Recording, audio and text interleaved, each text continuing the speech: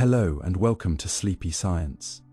I'm so glad you're here, whether you arrived with a racing mind, a heavy day behind you, or just a quiet craving to fall asleep to something deeply calming and quietly mind-bending. Tonight, we'll gently unravel the hidden patterns that shape how you experience time. Not time as it's printed on a clock, but time as it feels, stretches, skips, slows, and vanishes inside your own mind. Over the next few hours, you'll discover why your brain predicts events before they happen, why you never actually live in the present moment, and how your memory rewrites your past without asking. You'll hear why routine can make months disappear, why boredom can make seconds feel eternal, and how something as simple as waiting in line or anticipating a message can quietly distort your entire timeline. We'll explore how gravity slows time, how dreams stretch seconds into hours, and how jet lag disorients your inner clock. Not just physically, but psychologically. And maybe, just maybe, by the end of this quiet journey, you'll see that the way you think about time was never really yours to begin with. Before we begin, I'd love to know, where in the world are you listening from? And what time is it where you are? Are you curled under a blanket as night softens the sky, or letting go of your day under the warm hush of indoor light? If these kinds of soft, curious explorations bring you peace, or simply help you feel a little more human, please consider liking this video and subscribing to the channel. It really helps more thoughtful, sleepy minds find their way here. Now, take a deep breath, and let's begin our slow descent into the subtle, surreal, and beautifully quiet tricks of time perception. The ones that shape your life without ever asking permission. There may be no beginning to time. You've always imagined time like a river, flowing in one direction, from a spring somewhere far behind you to a destination not yet seen. A current that began long before you were born and will continue long after you're gone. Smooth, linear, irreversible. But what if that entire image is wrong? What if the river has no source, no first drop, no origin point where the current began to flow, and instead curls endlessly back on itself like a looping dream? A line that refuses to be drawn from any beginning. It's a question that disturbs even the calmest corners of your mind. Could time itself be something that never started? Not in a poetic sense, but in the cold, careful language of physics. The very concept of a beginning relies on time. A before, an after, a when. But if time itself is the canvas on which change is painted, how can it also be a brushstroke within the painting? You sit quietly with that thought and begin to feel the weight of something vast and strange settle over you. Perhaps there wasn't a moment when time began, because moment itself is a product of time. And so asking when time began is like asking what lies north of the North Pole, a question that collapses under its own geometry, not because it lacks meaning, but because it tries to force a concept beyond the boundary of its own definition. Scientists once believed, and many still do, that time began with the Big Bang. A cosmic explosion not just of matter and energy, but of space and time itself. A flashpoint where existence itself lit its first spark. But the deeper we dig into quantum gravity and the edges of space-time, the less certain that beginning becomes equations that once ended at the Big Bang now keep going.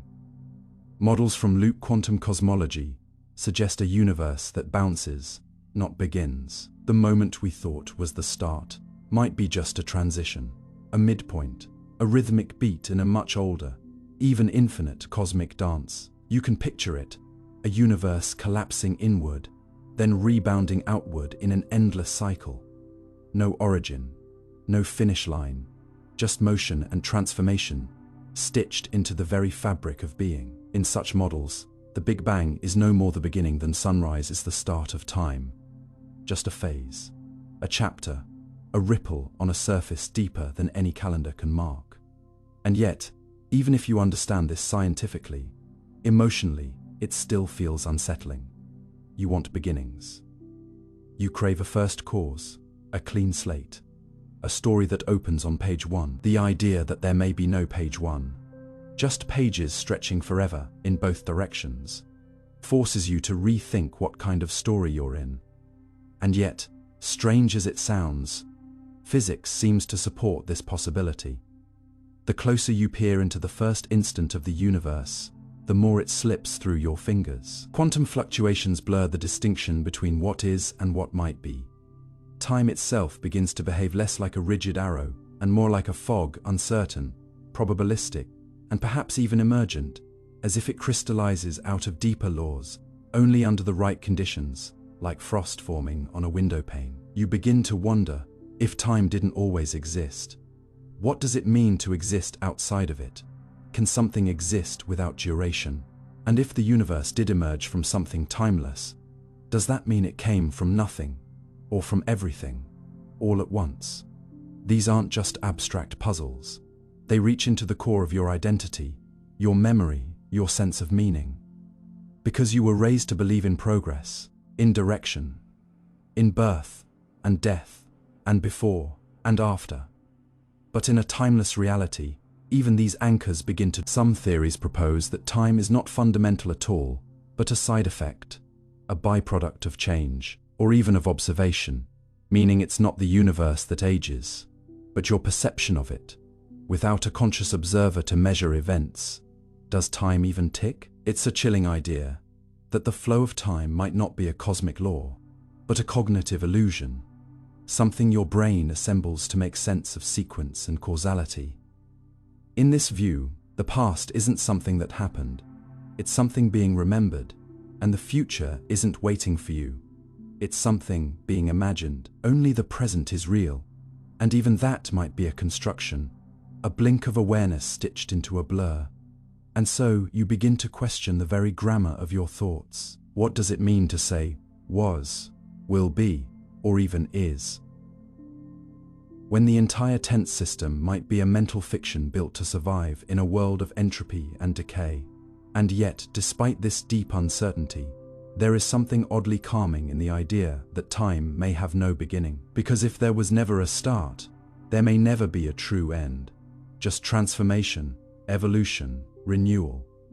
In the grandest sense, this makes existence feel less like a fragile spark and more like a perpetual unfolding, a wave without a shore, a heartbeat without a first pulse. You are not a byproduct of some singular, miraculous event. You are part of something eternal, cyclical, recursive, a pattern dancing across the canvas of being.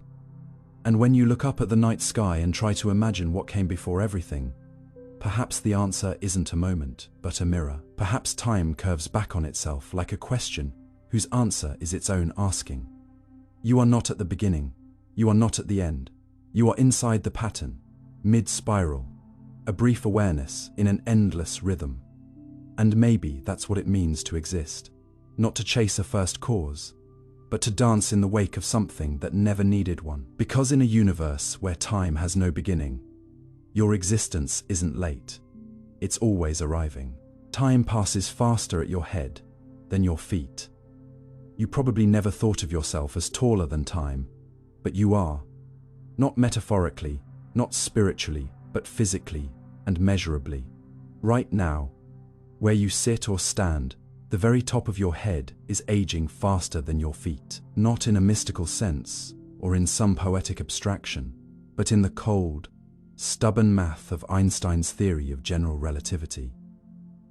This isn't a philosophical musing, it's a scientific fact, one that has been tested, confirmed, and quantified. And yet, it feels so absurd, so detached from ordinary life, that you might be tempted to ignore it, to file it away as an odd curiosity.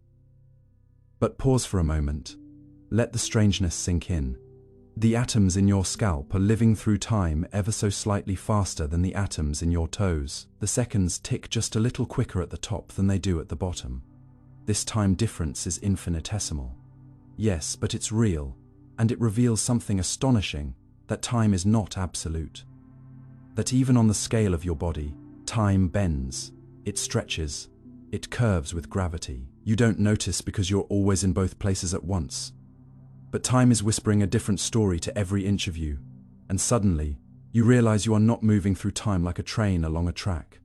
You are living within a field, a warping landscape, where gravity reshapes not just your bones, but your very duration, and the more you think about it, the more surreal it becomes. Because this isn't limited to your height.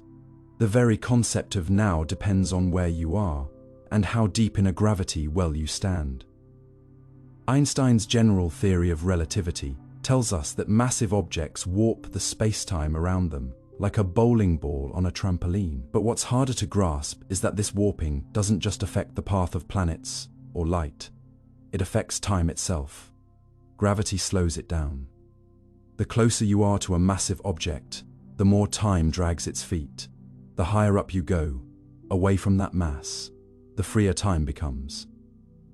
And because Earth is a sphere with mass, that means there is slightly more gravity at your feet than at your head, slightly more warping, slightly more time dilation, and so your feet lag behind your head ever so imperceptibly, like two clocks set to nearly the same time, but never quite matching. And it's not just a theory, we've tested it. We've taken atomic clocks, the most precise instruments ever built, and placed them at different altitudes. We've flown them on airplanes, launched them on rockets, placed them on mountain peaks and city streets. And each time we find the same result. The higher the clock, the faster it ticks. A twin living at sea level will, over time, age slightly more slowly than one who lives on a mountain. It's a truth that shatters our everyday assumptions. We tend to think of time as impartial, as a uniform background rhythm that all things obey. But the universe says otherwise. Time is personal. Time is local. Time is warped by the very space you inhabit. And yet, because the difference is so small, nanoseconds over a lifetime, we ignore it. We live as though time is flat, predictable, and unchanging. But what if you stopped ignoring it? What if you leaned into the realization that time, even within your own body, is a negotiation between height and gravity? That every breath you take, every heartbeat, every thought, is happening in a field where time's current varies by inches. It changes how you see yourself. It changes how you understand aging, memory, experience. Because if your body is aging at slightly different rates simultaneously, what does that mean for identity? For continuity? For the story you tell yourself about being a single, unified self, moving through a stable river of moments? You are not just a passenger in time. You are a collection of slightly asynchronous processes, a layered being, aged by altitude. You are not just growing older. You are stretching through space-time in a subtle arc. And while these differences may be small, they matter, because they reveal a deeper truth. Time is not something you move through. Time is something that moves with you, around you, beneath you, above you. Always relative, always curved by mass and motion. Consider the implications. On Earth, but near a massive object, like a black hole, the warping becomes extreme. Time slows to a crawl. Minutes stretch into centuries. From the outside, you appear frozen. From the inside, reality contracts into a suffocating now. And if time can bend that far, if it can fracture and diverge depending on your location, then what is time, really? Not a universal clock, but a variable fabric, stitched to the structure of the cosmos, and intimately tied to your position within it. Your life is not measured against a single, shared tempo. It's mapped along a shifting surface, and in that realization, you find something humbling. Even the simplest act, standing upright, places you in two slightly different time zones. Your head lives in the future compared to your feet. Your brain sends commands downward to a body living just a touch behind. You are a walking contradiction, a vertical spectrum of now, and that discrepancy scales upward. In the GPS satellites orbiting Earth, time ticks faster than it does on the ground. Not by choice, but by necessity. If engineers didn't account for time dilation, for the effects of altitude and speed on time's passage, your phone's location would drift by kilometers every day. The satellites would become useless. Navigation would fail. So we correct for relativity every second. The satellite's onboard clocks are programmed to run slightly slower, just to match what we observe on Earth. Our entire civilization depends on accepting that time is not absolute. that it must be calibrated for context. It's no longer just a theory, it's infrastructure. Relativity runs your map apps. It aligns your data, it synchronizes your networks. And yet, you walk through the world as though time is a given, unaware that every device you use is secretly correcting for the strange, silent curvature of reality. Now pull back from the machines and return to your body. Imagine lying down. In that position, your head and feet align horizontally. The gravitational difference lessens. Time becomes more equal across your form. And perhaps that's part of why rest feels timeless. Not just because you stop moving, but because you flatten your experience across the field. You become more unified in time. It's as though the posture of your body plays with the flow of time like an instrument. Each stance, each motion, reorients your position in a field that never stops distorting the very minutes of your life. And once you internalize this, once you see yourself as suspended in a warp, you begin to ask other questions. If time is this sensitive, how else might it be shaped? What about your speed, your emotions, your memories? If gravity can slow time, can trauma do the same? Can joy make it fly? The answer, in some ways, is yes. Because psychological time, the way you feel moments, is not separate from physical time. Your brain runs on chemistry and electricity, both of which are rooted in physical laws. And so, time bends not only with mass and motion, but with meaning. And here, science begins to curve back toward philosophy. You realize that time is not just a number on a watch or a unit in an equation. It is the medium through which you become. It shapes how you age, how you remember, how you hope. You carry time in your cells, in your muscles, in your memories, and the revelation that even within your body, time flows unevenly reminds you that experience itself is uneven, that each part of you might remember differently, age differently, respond differently. You are a time traveler with every breath, not because you leap through centuries, but because you tilt subtly through a field that refuses to be flat. You are always becoming, always arriving slightly out of sync with yourself. And that is not a flaw. It is the signature of your place in a living, bending universe. You are not above the rules. You are the rule in motion, the experiment happening in real time, a living gradient of the now. So the next time you stand beneath the sky and wonder about the future, remember, part of you is already closer to it. The top of your head, ever so slightly, is stepping ahead of your feet, and that is enough to reframe your existence.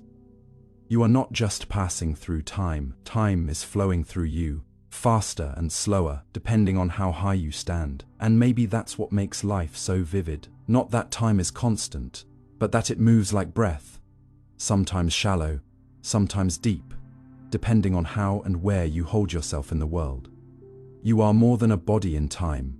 You are a shape in space-time, a ripple in a fabric that curves quietly beneath your awareness. And in that awareness, you can begin to live not just in time, but with time, beside it, in rhythm, with its strange and beautiful warp. You never live in the actual moment. You think you're here now, reading these words in the present. But by the time you process each sentence, the moment that gave birth to them has already slipped into memory, like sunlight that warmed your face a second ago, but no longer touches your skin. And this quiet realization, this strange lag between reality and awareness, isn't poetic metaphor, but a measurable fact of how your brain works, how your senses lag behind the world they're trying to understand, and how what you think of as now is always a story told in past tense. Light bounces off an object, enters your eyes, and is converted into neural signals that travel along your optic nerve to the brain's visual cortex, where it's interpreted, shaped, filtered, and finally presented to your conscious awareness, a process that takes roughly 80 milliseconds. And although that may sound infinitesimal, it means you're perpetually reacting to a world that no longer exists in exactly the form your mind presents. Because by the time your brain assembles the present, the universe has already moved on, reshaped itself. changed its pattern slightly, silently leaving you behind to experience not what is, but what just was. And the implications of this are both haunting and profound, because it means you've never truly lived in the present, only in the reconstruction of it. And every smile you see, every sound you hear, every hand you hold, is already a ghost by the time you experience it, a flickering illusion stitched together by your brain to give you the comfort of continuity. A constructed, now that helps you make sense of a world that never waits, never stops, never freezes to let you catch up. And once you accept this, you begin to understand that your perception is not a window but a rendering, not a live feed but a playback, where sensation and cognition lag just enough that you are always a witness, never a participant in reality's cutting edge. And this delay, though imperceptible in daily life, scales with distance and complexity, with the speed of light and the slowness of thought, and becomes more than a curiosity when you consider that even your sense of self, shaped by unconscious processes that decide before you do, meaning your consciousness is less a driver and more a commentator, narrating a life already underway. And in this sense, your entire experience is not only belated, but curated, sculpted by networks of neurons that filter, predict, and fill in gaps in the data they receive, generating a version of the world that feels immediate, coherent, and stable. But that stability is a lie of necessity, a perceptual convenience, because your brain isn't interested in showing you the raw truth of what's out there. It's interested in showing you a version of reality that's useful, survivable, emotionally manageable. And this includes editing time itself, smoothing over the lags, trimming the delays, and handing you a seamless present that is, in truth, always already gone. Consider the implications of this for your sense of identity. If you are always perceiving the past, then your reactions, your decisions, even your thoughts about who you are formed in response to a world that no longer exists. Meaning your sense of self is a delayed echo of a delayed perception, a story you tell yourself about a person you used to be, built on sensory and emotional data that's constantly being reconstructed, reinterpreted, and revised by the very brain that created the illusion of immediacy to begin with. And when you begin to see yourself as a lagging reflection rather than a present, tense being, your grip on certainty loosens, your assumptions soften, and you start to realize that the present isn't something you live in. It's something your mind recreates for you after the fact, a cinematic projection running just behind reality's unfolding frame. And what's more, this delay isn't just perceptual, it's emotional. When you feel joy, sadness, anger, or awe, those feelings are not reactions to the immediate world, but to your internal simulation of it. And this simulation is always behind the times, always lagging behind the latest change, meaning that even your emotions are out of sync with the world they appear to respond to, like music playing half a beat after the dancers have moved. And this disconnect explains so much about human behavior, about the tendency to regret, to second guess, to misunderstand each other, to feel off or behind, or as if life is slipping through your fingers faster than you can grasp it. Because it is, and always has been. This isn't a flaw in your design, it's a feature of consciousness itself. Because to be aware at all requires time, to process, to integrate, to understand. And your brain, miraculous though it is, cannot show you the world in real time.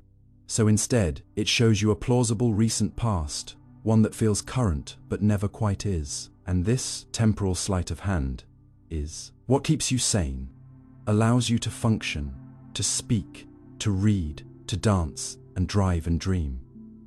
But it also means that your life is never lived where you think it is, never in the now you think you occupy. And this has philosophical consequences as deep as any religious doctrine or existential theory, because it suggests that the search for presence, for mindfulness, for absolute immediacy is always doomed to fail. Not because you're distracted or flawed or insufficient, but because presence itself is a neurological illusion, a moment that cannot be entered because by the time you reach for it, it has already become a memory. And so, when you meditate, or pause, or breathe deeply to return to the now, what you're really doing is learning to accept the impossibility of true presence, to embrace the echo as if it were the source, to find peace not in catching the moment, but in riding the delay, dancing gracefully on the edge of what just passed. And in doing so, you come closer to what presence really means. Not immediate awareness, but intentional reflection. Not being in the moment, but being aware of the moment's passing, the moment's departure, the moment's ghost. And perhaps this is the secret, not just of awareness, but of wisdom. To know that you live behind the veil, to recognize that your reactions trail the world, that your memories reshape the past, and your expectations rewrite the future, and that what you call now is a fiction carefully maintained by your biology to let you feel grounded in a world that is always slipping, always shifting, always gone before you arrive. And once you see this, once you accept that you never live in the actual moment, you begin to let go of the pressure to capture it, to hold it, to master it, and instead you allow the flow, you allow the mystery, you allow yourself to be the receiver, the interpreter, the late arrival, to a scene that was never meant to be, frozen. And in that letting go, you gain something else: compassion. For yourself and for others. Because you realize that we're all lagging behind. All stumbling through a world slightly misaligned with our awareness. All doing our best to understand a reality that's already one step ahead.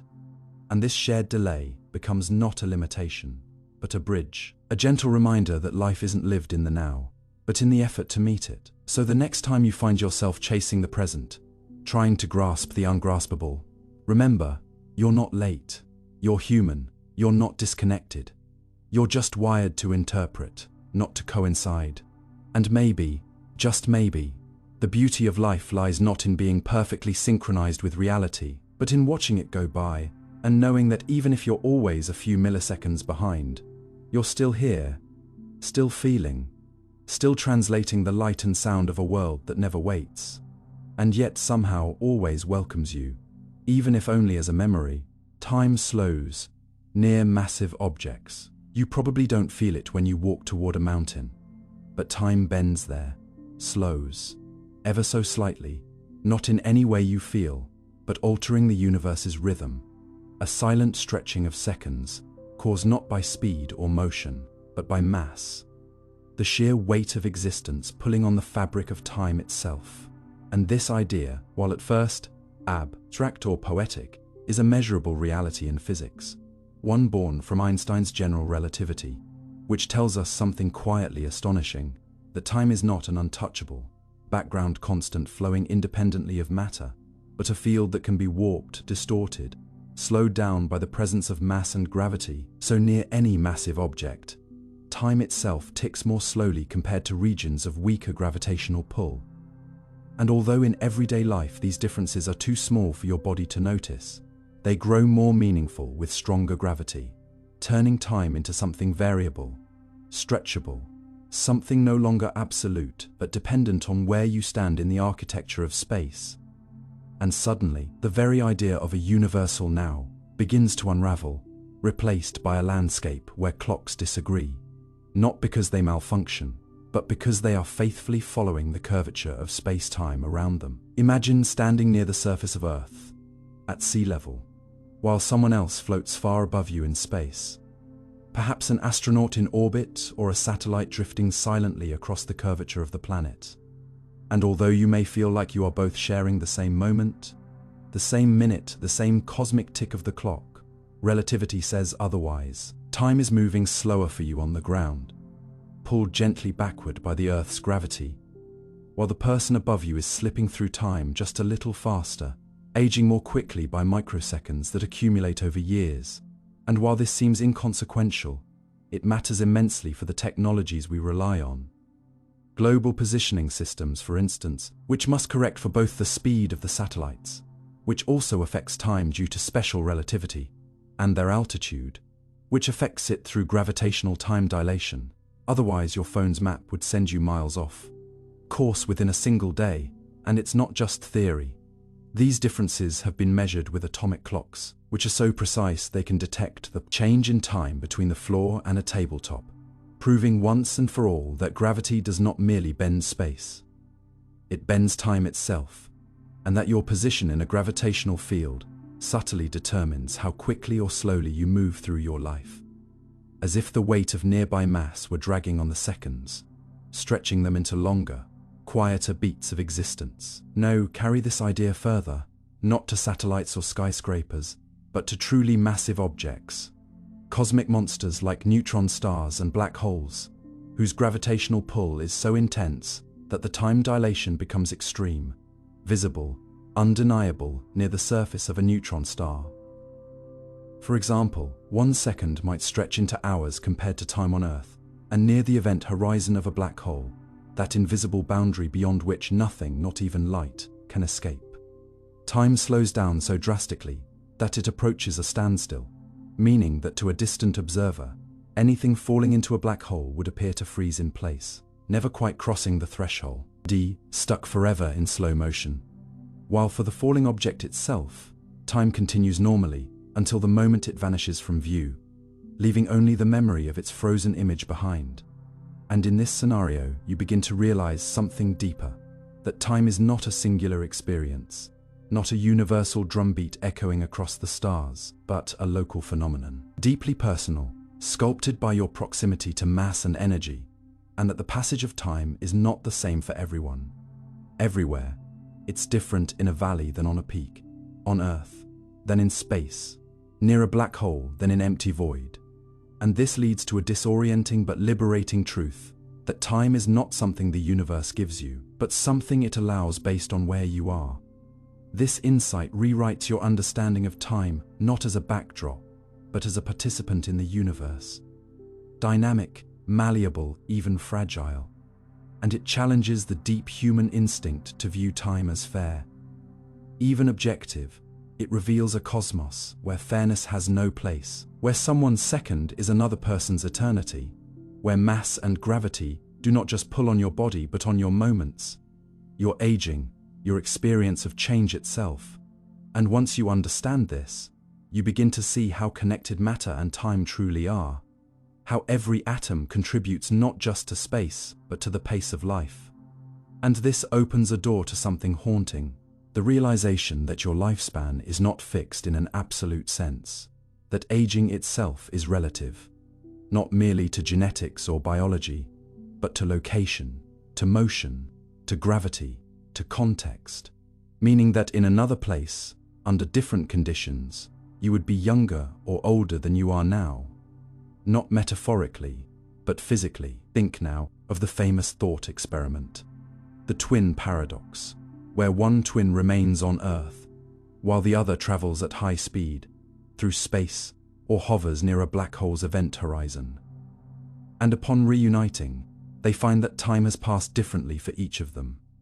The traveling twin, having aged less, having lived fewer moments, because their path through space-time curved more steeply, dragged harder against the pull of gravity. And though this seems to break everything you thought you knew about time and fairness and identity, it's a truth baked into the very laws of the universe. And more than that, it's a signpost pointing to something even stranger, that the universe does not offer a single shared timeline for all things, but a mosaic of personal timelines, stitched from each object's gravitational experience. And in this view, the cosmos becomes a quilt of shifting clocks, all ticking at their own rates. And you, right now, are a thread in that quilt.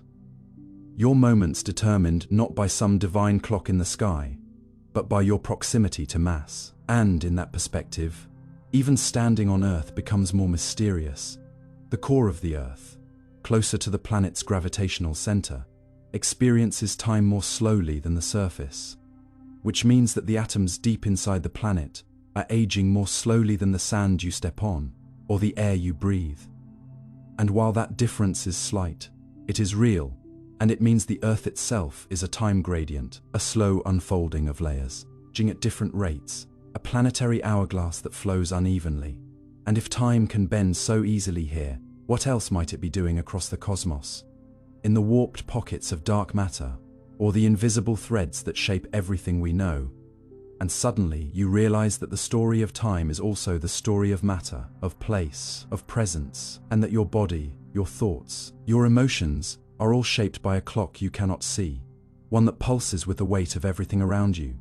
So where does this leave you? Not disoriented, but awakened. Awakened to a reality where time is not a ruler, but a ripple. Not a straight path, but a terrain, shaped by the gravity wells you pass through, by the masses you orbit, by the invisible pulls that surround you. And in this way, your life is not just a journey through time, but a dance with gravity, a dialogue with mass, a quiet unfolding through a world that is bending the tempo of your existence without ever asking your permission. And perhaps that's what makes it so humbling.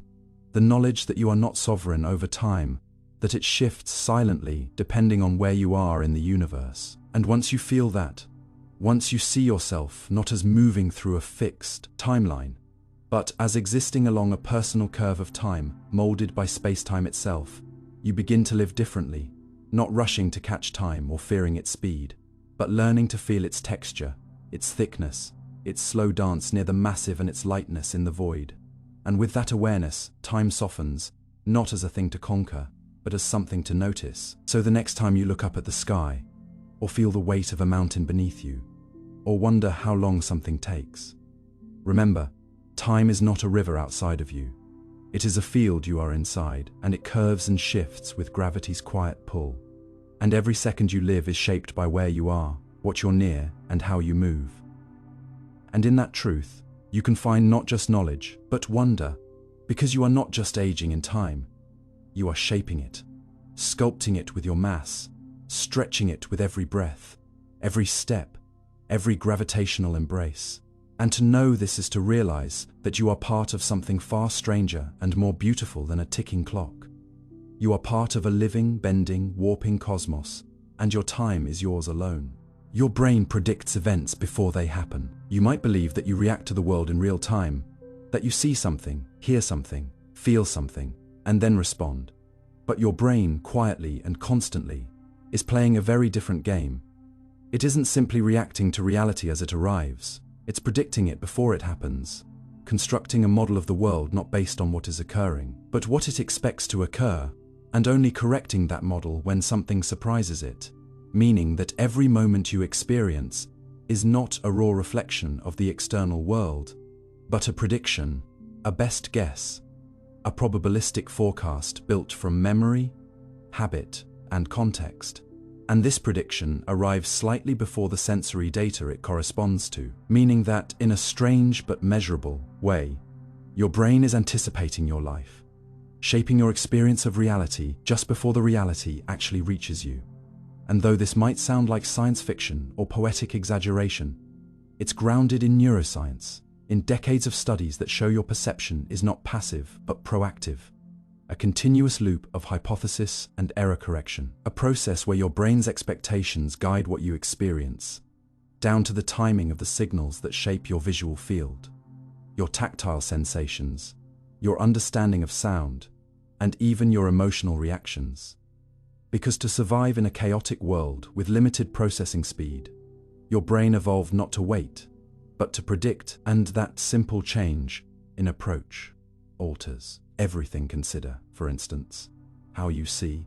When light enters your eyes, it takes time, about 100 to 200 milliseconds, for that visual information to be processed and turned into something conscious. And in that gap, your brain fills in the scene using its best estimate of what should be there, based on what it's seen before, on what it expects, on what statistically makes sense. And you rarely notice, because most of the time, its guess is accurate or close enough. But every now and then you do notice a misstep, a visual illusion, a sudden jump when something unexpected happens. And that moment of surprise isn't because your brain finally saw something. It's because its prediction was wrong, and it had to recalibrate in real time, revealing the mechanism that usually hides behind the smoothness of your perception. And once you realize this, once you understand that everything you see, hear, and feel is filtered through this prediction engine, you begin to question the very notion of experience. What does it mean to see something if your brain is already deciding what it is before the light from it reaches you? This system, called predictive coding, is now understood to be a foundational principle of the brain's operation, not just for vision, but for nearly every aspect of consciousness, from the way you interpret language, to how you feel pain, to how you regulate your body's internal states. And in this model, your brain is constantly generating expectations, comparing them with incoming sensory input, and updating them based on the mismatch, a cycle of prediction and error correction that creates the seamless illusion of awareness. And what's even more astonishing is that your timing, your sense of when things happen, is also governed by this predictive machinery.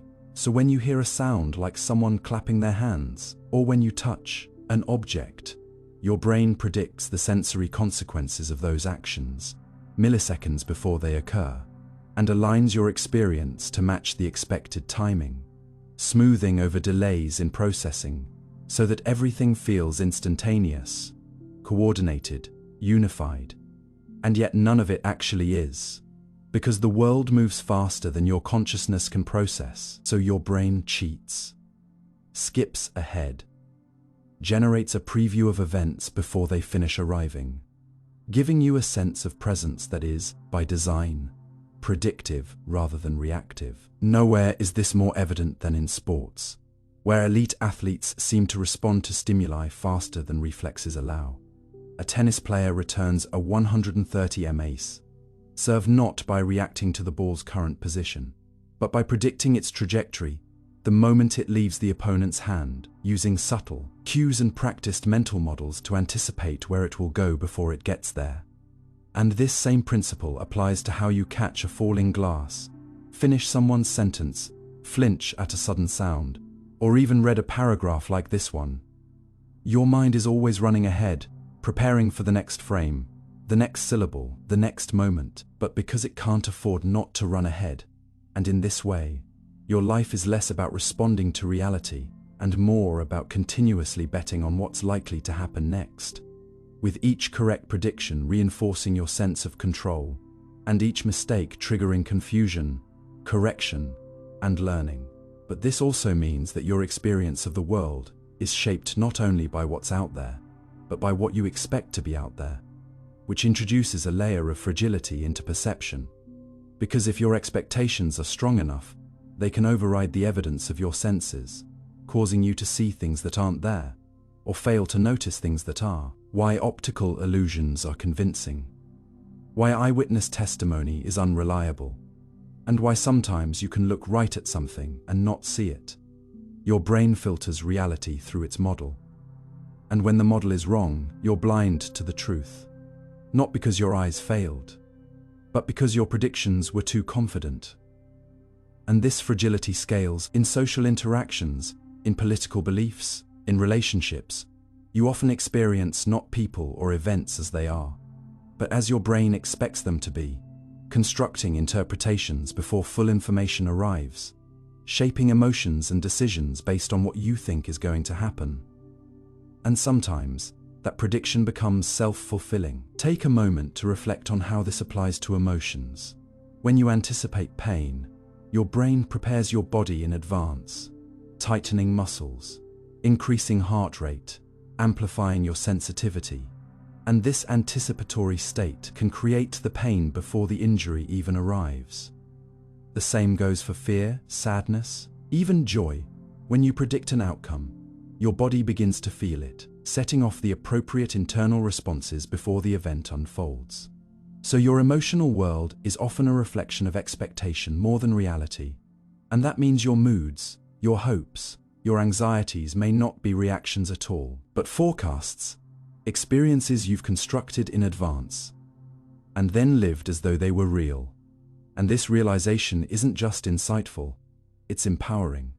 Because it means that changing your predictions can change your reality not magically, but neurologically, by reshaping the model your brain uses to interpret the world. And this opens a door to something even more profound, that consciousness itself, The feeling of being alive in a world of continuity is a product of prediction, not perception.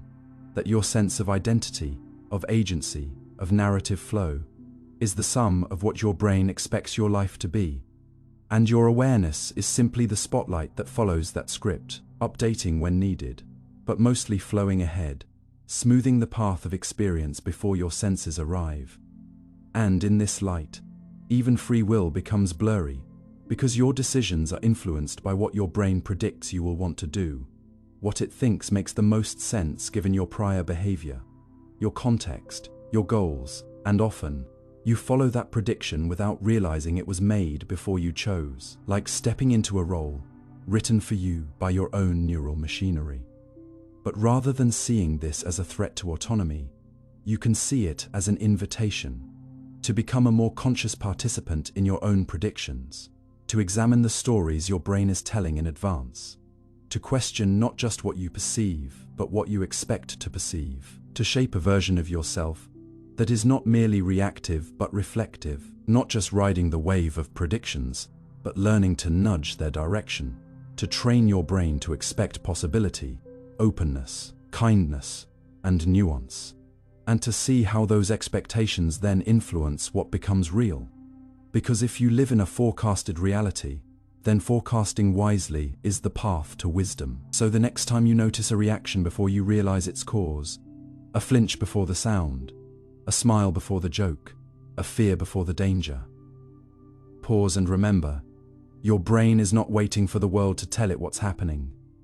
It's already halfway there, writing the script, painting the frame, living slightly ahead of the moment. And while you may never escape this prediction loop, you can learn to listen to it, to shape it, to question it, and in doing so, begin to live more gently inside a brain that's always one step ahead, trying its best to prepare you for a future that has not yet arrived. Your brain creates time. It doesn't receive it. You imagine time as something outside of you, like wind brushing past your skin, or waves lapping at your feet. Something that moves while you remain still, watching it flow, but the truth is far more intimate. Time, as you experience it, isn't delivered to you by the universe like a broadcast from some cosmic clock. It's built within your brain piece by piece, moment by moment, not received, but imagined, stitched together from sensations, expectations, and memories, to create the illusion of a steady stream, when in reality, you're living inside a simulation of time your mind generates, just fast enough to keep you sane. It doesn't feel like fiction because your brain is a master of seamless edits, so skilled that you rarely notice the delays between what happens and what you feel, or how your eyes, ears, and skin send signals at different speeds that must be synchronized, adjusted, and filled in for your experience to make sense. Instead of one unified timeline delivered from the outside world, your brain constantly guesses when things happened, how long they lasted, and what came first, using patterns, probabilities, and emotional importance to smooth over gaps. Because nothing in your sensory system is time-stamped. When you hear a sound and see a flash, for instance, your brain may delay the visual signal just enough to match the sound, even if they didn't occur simultaneously. This predictive stitching is called post-diction, and it proves you're always experiencing the world slightly after it's changed.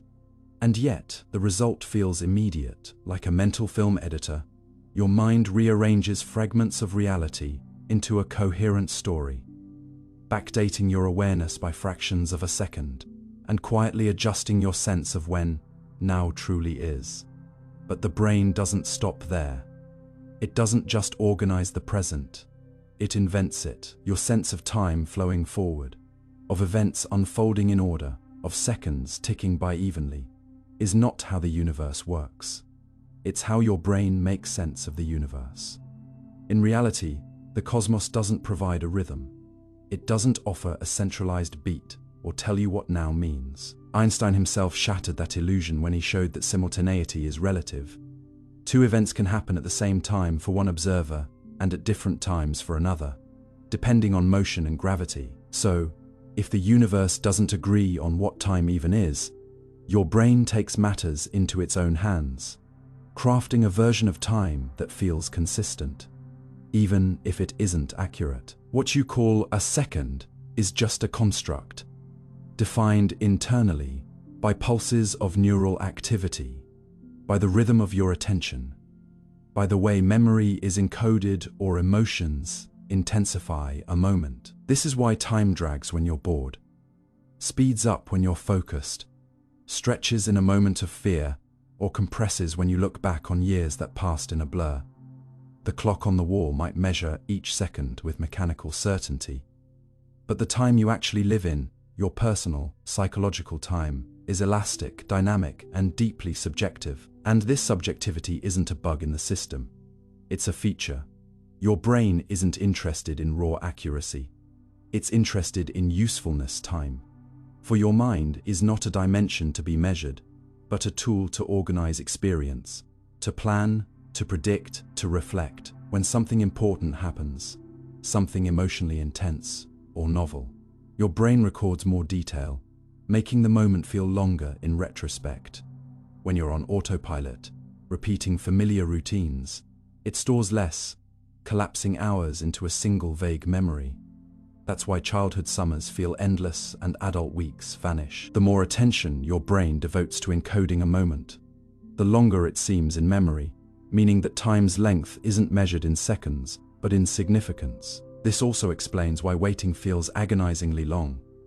Because your attention is hyper, focused on the passage of time itself, making every second heavy, and why moments of flow, where you're fully immersed, make time vanish altogether, as your brain stops monitoring the passage of time and shifts into pure presence. Even more astonishing is how this temporal construction shapes not just your sense of duration, but your identity. Your memory, after all, is your only evidence of time's passage. And yet memory is no archive. It's a story, reconstructed each time you recall it, colored by who you are now more than by what happened then. The brain overwrites details, shifts chronology, amplifies some elements and erases others, all to maintain a coherent self-narrative. It's why two people can remember the same event differently. Their brains aren't lying, they're storytelling. And just as memory shapes your sense of the past, imagination shapes your sense of the future. The same brain regions that help you remember also help you simulate what's to come, projecting possibilities based on what you've seen and felt before. But here too, it's not accuracy that matters. It's usefulness. Your brain anticipates, not to be correct but to be ready, and in doing so, it creates the future before it arrives. You begin to live in the not yet, planning, fearing, hoping, all before the clock moves. So if time is something your brain creates, rather than something it receives, then what you call reality is already a curated timeline, a version of events your brain believes you can handle.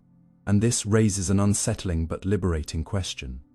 If your mind makes time, can it also change how you live within it? The answer is yes, and the key is attention, because attention is what gives time its texture.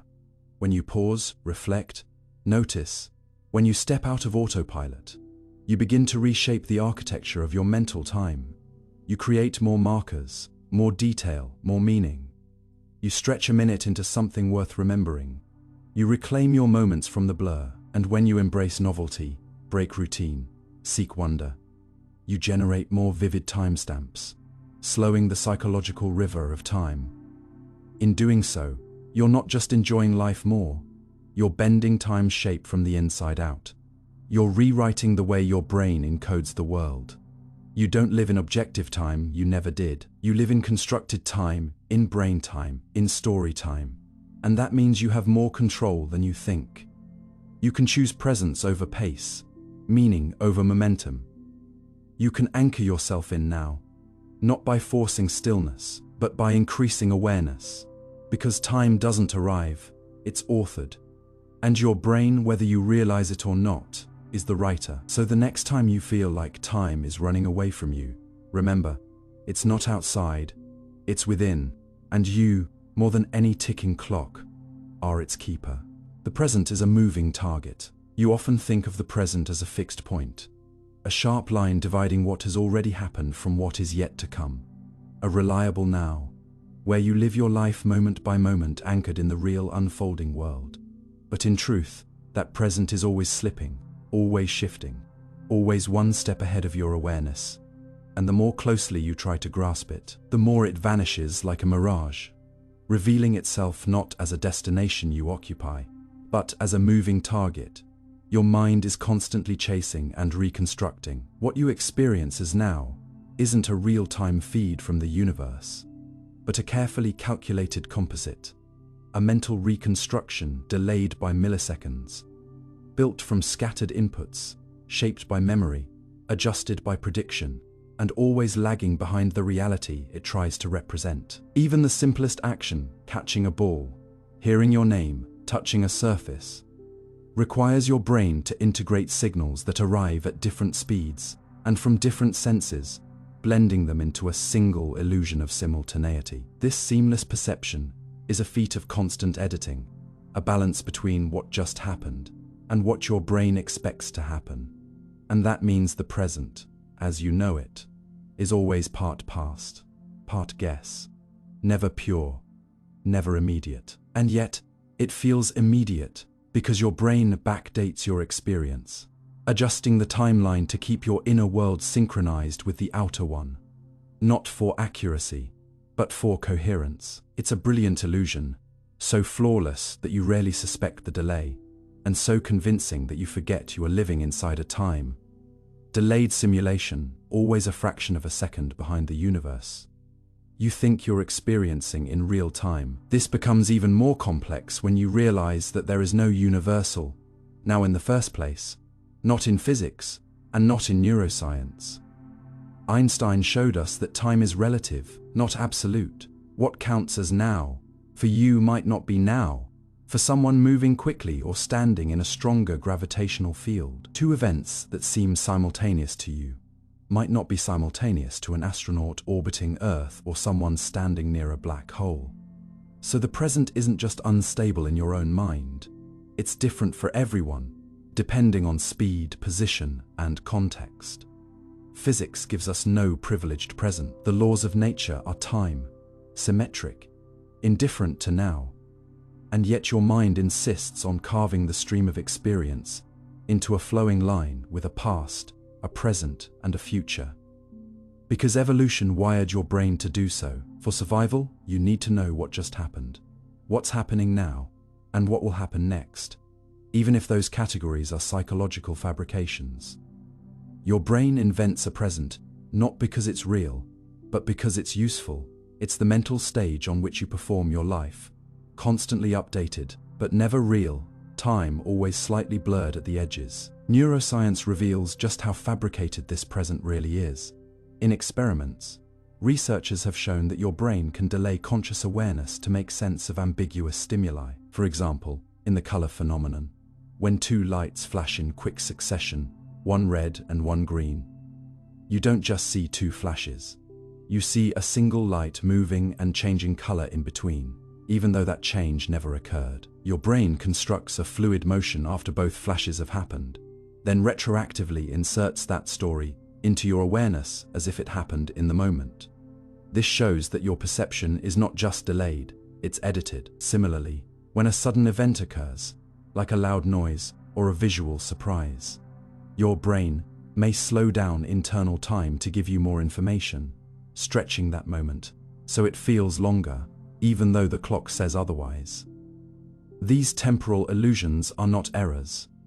They're strategies. They help your brain prioritize threats, react with precision, and build a reality that feels smooth and logical.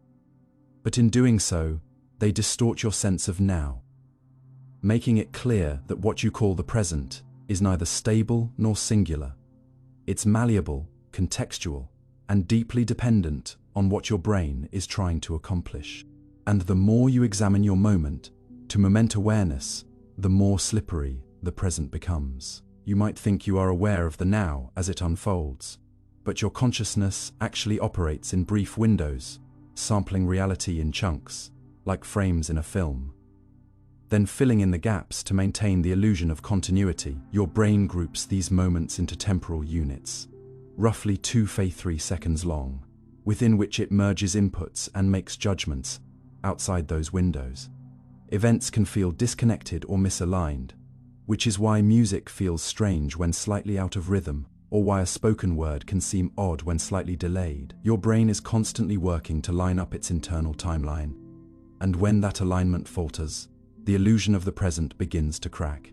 In trauma or altered states, under the influence of drugs, during meditation, or in the face of danger, this sense of flowing time can dissolve completely. People report feeling outside of time, floating in an eternal now, or watching events unfold in slow motion. These are not mere poetic descriptions. They're windows into how fluid and constructed your present really is. And this construction affects everything: your decision-making, your sense of self, your emotional responses. Because you don't react to the present as it is, you react to the version your brain has assembled. If your mind predicts a danger that doesn't come, or misses a signal that did, your reaction may feel delayed, or inappropriate, or confusing. Your memories, too, reshape your present. When you remember something vividly, you bring it into your working consciousness, and for a brief moment, it feels like now. This is why nostalgia can overwhelm you with emotions that feel real in the moment, or why traumatic memories can intrude as if they're happening again. In both cases, the past overrides the present. Similarly, your expectations for the future can warp the now, making it feel longer, heavier, or more urgent, depending on what you anticipate. If you are waiting for bad news, time drags. If you are lost in excitement, it flies. Your present is constantly being pulled forward and backward by psychological forces, never staying still, never purely present. So if the present is not a fixed point, but a moving target, if your experience of now is a construction assembled in hindsight, influenced by memory, attention, prediction, and context, then perhaps the question isn't where you are in time, but how you are creating it. Because once you understand that your present is a process, not a place, you begin to see how much influence you have over it. You can shape your now by shifting your focus, by disrupting your routines, by choosing what you notice and how deeply you engage. You can slow time down by immersing yourself in the moment, by attending to detail. You can reclaim it from the autopilot of habit and bring it back into vivid clarity. You can't stop the arrow of time, but you can step out of the blur and feel its texture again. And that's the paradox. The present is always moving, but you can still meet it, just not by chasing it. You meet it by pausing, by noticing, by being. And maybe that's the quiet lesson hidden beneath all this science. That presence isn't something given to you by time, but something you give to time. The more aware you become of how your mind constructs now, the more you realize you have a say in what your present feels like. It may be fleeting, shifting, elusive, but it's also yours to shape. You live not in a fixed timeline, but in a fluid one. And in every moment, your brain is not just recording the present. It's creating it, sculpting it from expectation and memory and meaning. The present is a moving target, yes, but with attention and awareness, you can still aim toward it. You can still feel it land. You can still live inside a moment that, while never still, is still real. But time can be stretched and shrunk by perception. There are days that vanish in a blur, hours that dissolve without a trace, and moments that expand so vividly you remember every breath, every glance, every sound, as if time itself had thickened, slowed, or paused to let you feel more deeply. And what this tells us, perhaps more than any clock ever could, is that time doesn't always flow at a constant pace inside your mind. It bends, compresses, and stretches according to how you perceive it. Shaped not by the laws of physics, but by the rhythms of experience, the emotional weight of a moment, and the patterns of attention that sculpt your awareness. While external time ticks forward with unwavering regularity, internal time, the time you live, feel, and remember, is far more fluid, governed by psychological processes that silently distort its passage without your consent. This is why an hour at a dull meeting can feel longer than a day spent traveling somewhere new, and why waiting in a hospital room can stretch a few minutes into an aching eternity, while a day spent laughing with someone you love feels heartbreakingly brief. The science behind this strange elasticity begins in your brain's temporal system, particularly the interplay between attention, emotion, memory, and prediction. Unlike a mechanical stopwatch, your mind doesn't count seconds, it counts significance. When your senses are engaged, your emotions heightened, or your environment novel, your brain lays down more memory markers, creating the illusion that more time has passed. Conversely, when you're bored, distracted, or stuck in routine, fewer details are recorded, and retrospectively, the period seems shorter. This effect is known as the time paradox. Intense moments feel long as they happen, but short in memory, while dull moments feel short as they occur, but long in hindsight. Neuroscientific studies have demonstrated that your internal experience of time is deeply influenced by the brain's attentional systems. When you are focused, deeply immersed in a task or sensation, whether reading a gripping story, performing music, or solving a complex problem, you often enter a flow state, where time seems to vanish entirely.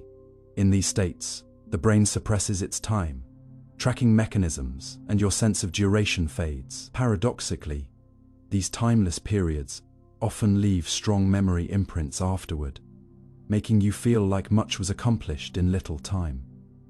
On the other end of the spectrum lies hyper-awareness. When you are acutely self-conscious or emotionally overwhelmed, every second becomes heavy and exaggerated. Trauma victims, for example, often report that time slowed dramatically during an accident or crisis, not because the world changed, but because the brain became hyper-focused, recording every sensory detail with precision in a last-ditch effort to survive. That same mechanism explains why childhood seems to last forever in hindsight.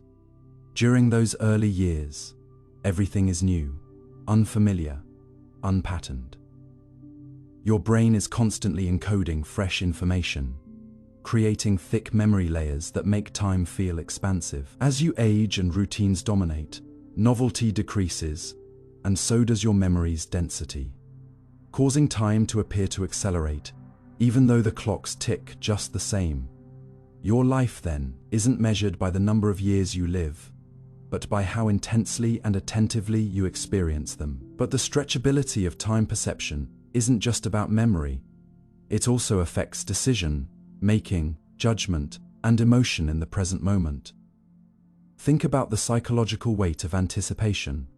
When you are waiting for something you desire or dread, like a reply to a risky message, or the results of a medical test, time crawls. Every second becomes something you have to endure. This happens because your brain shifts into a state of high expectation and uncertainty, which disrupts its ability to mark time efficiently.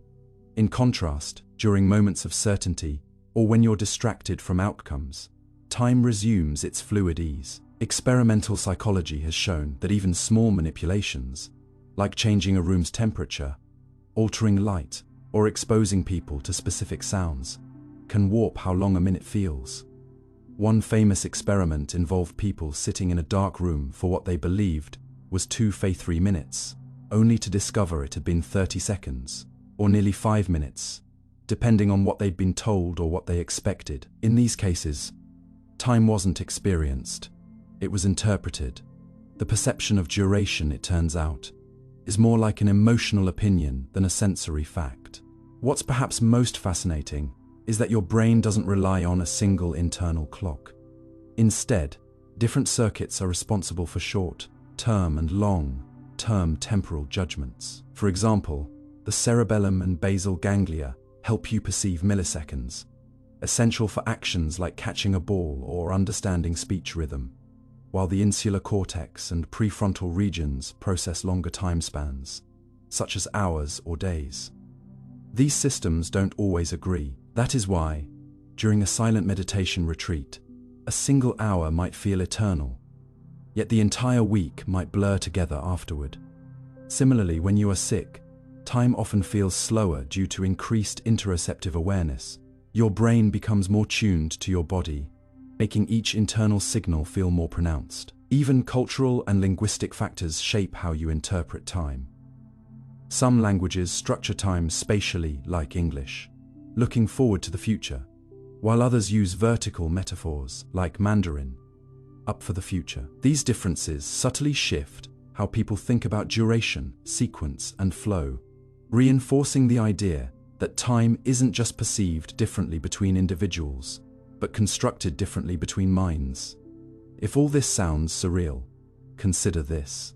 Time doesn't just feel different when you're dreaming. During REM sleep, dreams can seem to stretch over long periods. Even though they may last just seconds, your dreaming brain has no external stimuli or physical clocks.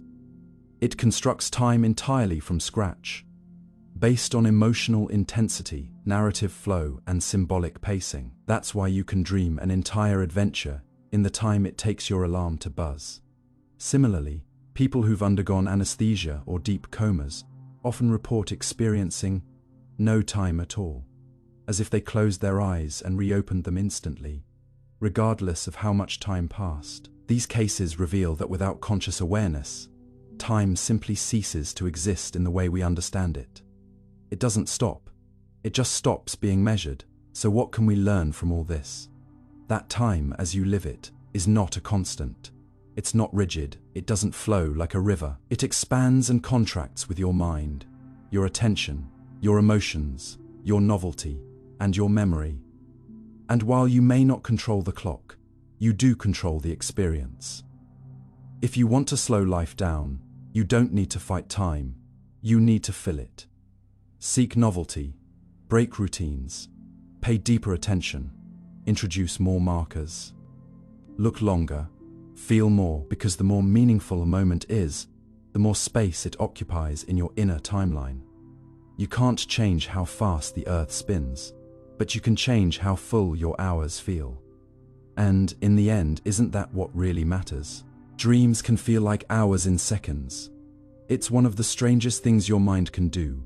Compress a lifetime into seconds, stretch a moment into what feels like hours, or unfold an entire story while your body lies still in the dark.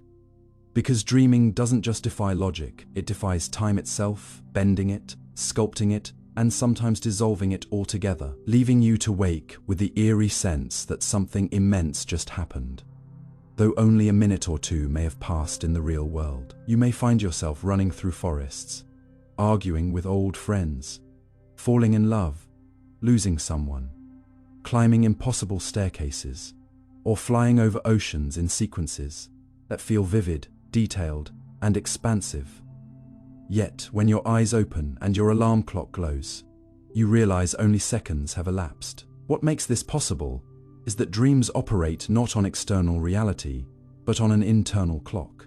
One built not from seconds, but from symbols, not from hours, but from emotions. And that clock doesn't measure time like a stopwatch, but like a river of meaning, flowing as fast or as slow as your mind needs it to. In waking life, your sense of time is tied to sensory input, physical movement, and external cues, light, sound, routine. But in dreams, those anchors vanish. Without them, your brain becomes both storyteller and timekeeper, constructing entire timelines from fragments of memory, fear, desire, and imagination, and doing so without constraint. And the strange part? Your brain doesn't need a real hour to simulate the feeling of one. It only needs to fire the right patterns in the right sequence. And suddenly, you've lived through an entire episode of experience, while only a few minutes tick by in reality. Scientifically, this ability comes from how your brain processes and encodes experience in altered states of consciousness. During REM sleep, the phase when most vivid dreams occur, your brain is highly active, even more so in some regions than during wakefulness. Yet it is cut off from the outside world. Your muscles are paralyzed, your senses dampened, your body resting. Internally, however, your brain simulates entire environments, characters, conflicts, and resolutions, often without your control or consent. Time in dreams is felt, not measured, and since the dream state bypasses the usual temporal cues, sunlight, heart rate, gravity, motion, your brain is free to pace the narrative however it wants. It can make a 5-second fall from a building feel like a prolonged descent, complete with emotional processing, sensory hallucinations, and even imagined thoughts about the fall itself. In studies where participants are woken from REM sleep and asked to estimate how long their dreams lasted, their responses rarely match actual elapsed time. Some report dreams lasting an hour that took place in under 2 minutes. Others recall only a flash of imagery, though 20 minutes had passed. This mismatch reveals that time perception in dreams is more of an emotional and narrative rhythm than a chronological one, more like music than math. Part of this illusion comes from the brain's remarkable ability to create continuity from disjointed fragments. Dreams often begin abruptly, with no introduction or transition. Yet your mind accepts the scene as normal. You might be in your childhood bedroom one moment, then walking across a frozen lake, speaking a language you don't know.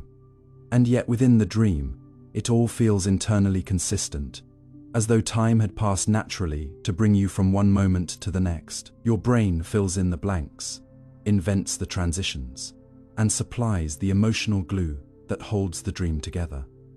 This narrative cohesion creates the illusion of temporal duration, even when none exists. What's more, your dreaming mind doesn't just simulate events, it simulates memory of those events. It implants false familiarity, makes you believe you've been here before, that this story has context and history, even if it was conjured seconds ago. That false familiarity expands the dream's apparent length. Just like rich backstory makes a short film feel like a full movie, and because your sense of time is so deeply tied to memory and emotional salience, dreams rich in conflict, novelty, or tension feel far longer than dreams that drift without focus. Time in dreams is dense when it matters, thin when it doesn't. From a neuroscientific perspective, the phenomenon is tied to the way different parts of the brain go offline or change connectivity during dreaming.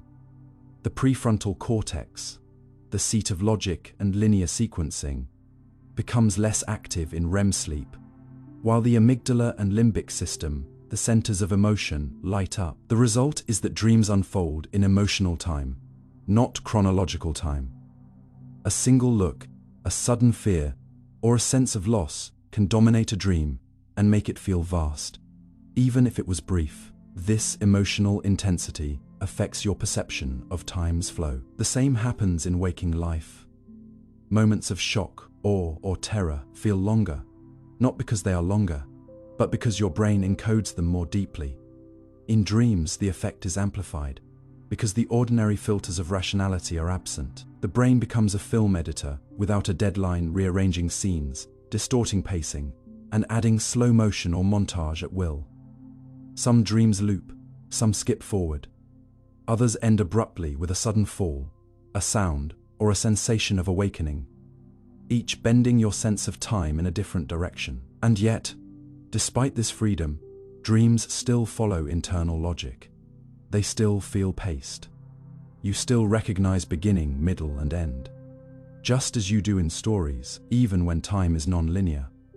This suggests that your brain is not just simulating experiences in dreams, but simulating the structure of time. You construct mental timelines in your sleep, complete with causality and consequence, even if they don't match physical time.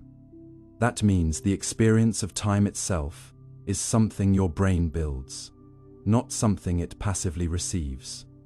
And this dream-based flexibility offers clues into how we might better understand waking time perception as well. Just as dreams compress hours into seconds, waking states like flow, meditation, or trauma can stretch or shrink time. The mechanism isn't dream exclusive, it's consciousness wide. But why does any of this matter? Because it reminds you that your life isn't measured only by what happens, but by how you experience it. And dreams prove that the human mind is capable of generating entire lifetimes of emotion, reflection, fear, joy, or resolution even in the absence of real-world input. That's both inspiring and humbling. It means your internal world has the power to generate meaning and memory on its own terms. It means a few seconds, properly filled, can contain vast significance. And it means that time, for you, is not just what the clocks say, it's what your consciousness creates. Whether you are asleep or awake, lost in a dream or focused on a task, the minutes of your life are sculpted not by the tick of the second hand, but by the weight of what they carry. In the end, dreams are more than stories. They're proof that time, too, can be imagined. And maybe that's why we dream at all. To remind ourselves that reality, even temporal reality, is not something we simply live in, but something we help build. There's no universal now. You might think you are living in the present, breathing the same moment as someone across the world, or even across the room. But the unsettling truth is that the universe doesn't agree with that idea. Because in physics, there is no such thing as a universal now, no single shared moment that all things experience simultaneously, no grand cosmic clock ticking in unison across galaxies. Instead, what you call the present is deeply local, shaped by your motion, your gravity, and your position in space-time. And this realization shatters one of the most intuitive assumptions you've carried your whole life, that now is the same for everyone, everywhere. But in Einstein's theory of relativity, simultaneity, the idea that two events happen at the same time, is not absolute. It's relative. That means two observers moving at different speeds, or located in different gravitational fields, would disagree on the timing of events. What you perceive as now may already be the past, or still the future, for someone else. Time, it turns out, is not a shared river flowing evenly past every shore. It's more like a web of threads, each stretched or curved by velocity and mass, each observer sewing their own patch of temporal fabric. And no single version is more correct than another. This isn't just poetic language, it's experimentally verified. If you take two synchronized atomic clocks and move one to a mountaintop, or fly it on a plane, they will disagree when reunited. Tiny differences, yes, but real, measurable, and permanent. And while those differences are small for us, at cosmic scales, where objects move near the speed of light, or fall into the immense gravity wells of black holes, they become vast, enough to mean that two observers will not only disagree on when something happened, but whether it has happened at all. This means the present is not a fixed slice of time shared by all. It is a viewpoint, a position, a layer of perception that depends on where and how you are. This idea, while scientifically grounded, is deeply unsettling because it challenges the notion of shared reality. If there is no universal now, then every conscious being is marooned on their own island of time, surrounded by a sea of pasts and futures that may not align with anyone else's. And yet, this is the world we live in. Light takes time to travel, so everything you see has already happened. When you look at the moon, you are seeing it as it was 1.3 seconds ago. The Sunday, 8 minutes ago, distant galaxies, millions, even billions of years in the past. The night sky is not a present moment. It is a fossil record of light. Even the person sitting across from you is slightly in your past, their voice and image taking milliseconds to reach your ears and eyes. But relativity goes even further. According to Einstein, the speed of light is constant for all observers, regardless of their motion. To preserve this constancy, space and time must bend, stretch and contract, depending on how fast you are moving or how deep you are in a gravitational field. This warping leads to time dilation. Two observers moving relative to one another will age differently. One's clock ticks slower, the other's faster. This isn't science fiction. It's built into your GPS system. Satellites in orbit experience less gravity and more speed than we do on Earth's surface, so their onboard clocks tick faster. If we didn't correct for this difference, your navigation would be off by kilometers within minutes. The practical technology you use every day depends on this flexible, relative nature of time.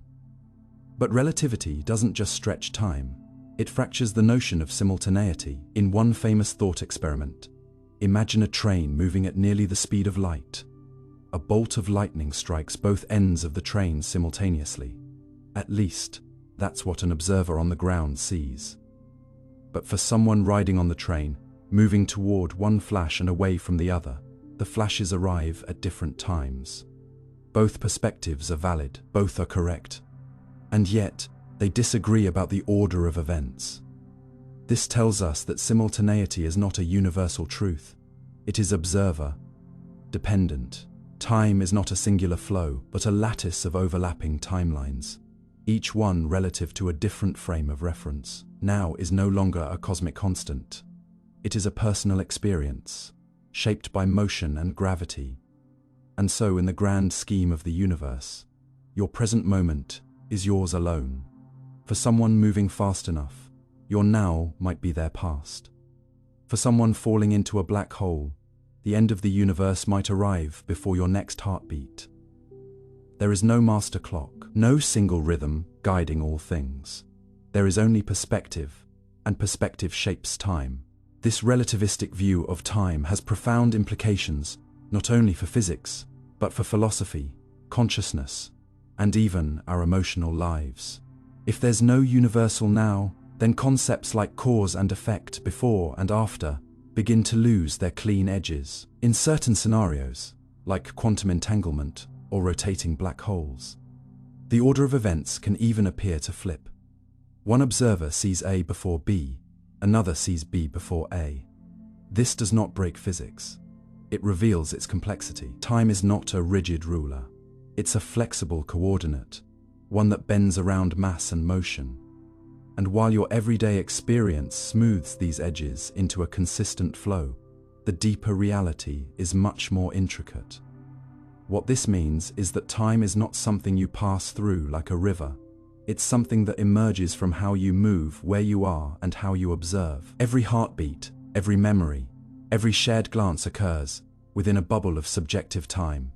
And yet, miraculously, we find enough overlap to live together, to speak, to love, to write stories with beginnings and endings, even if the cosmos itself doesn't recognize such things. And so you begin to understand that the present isn't something you occupy. It's something you construct.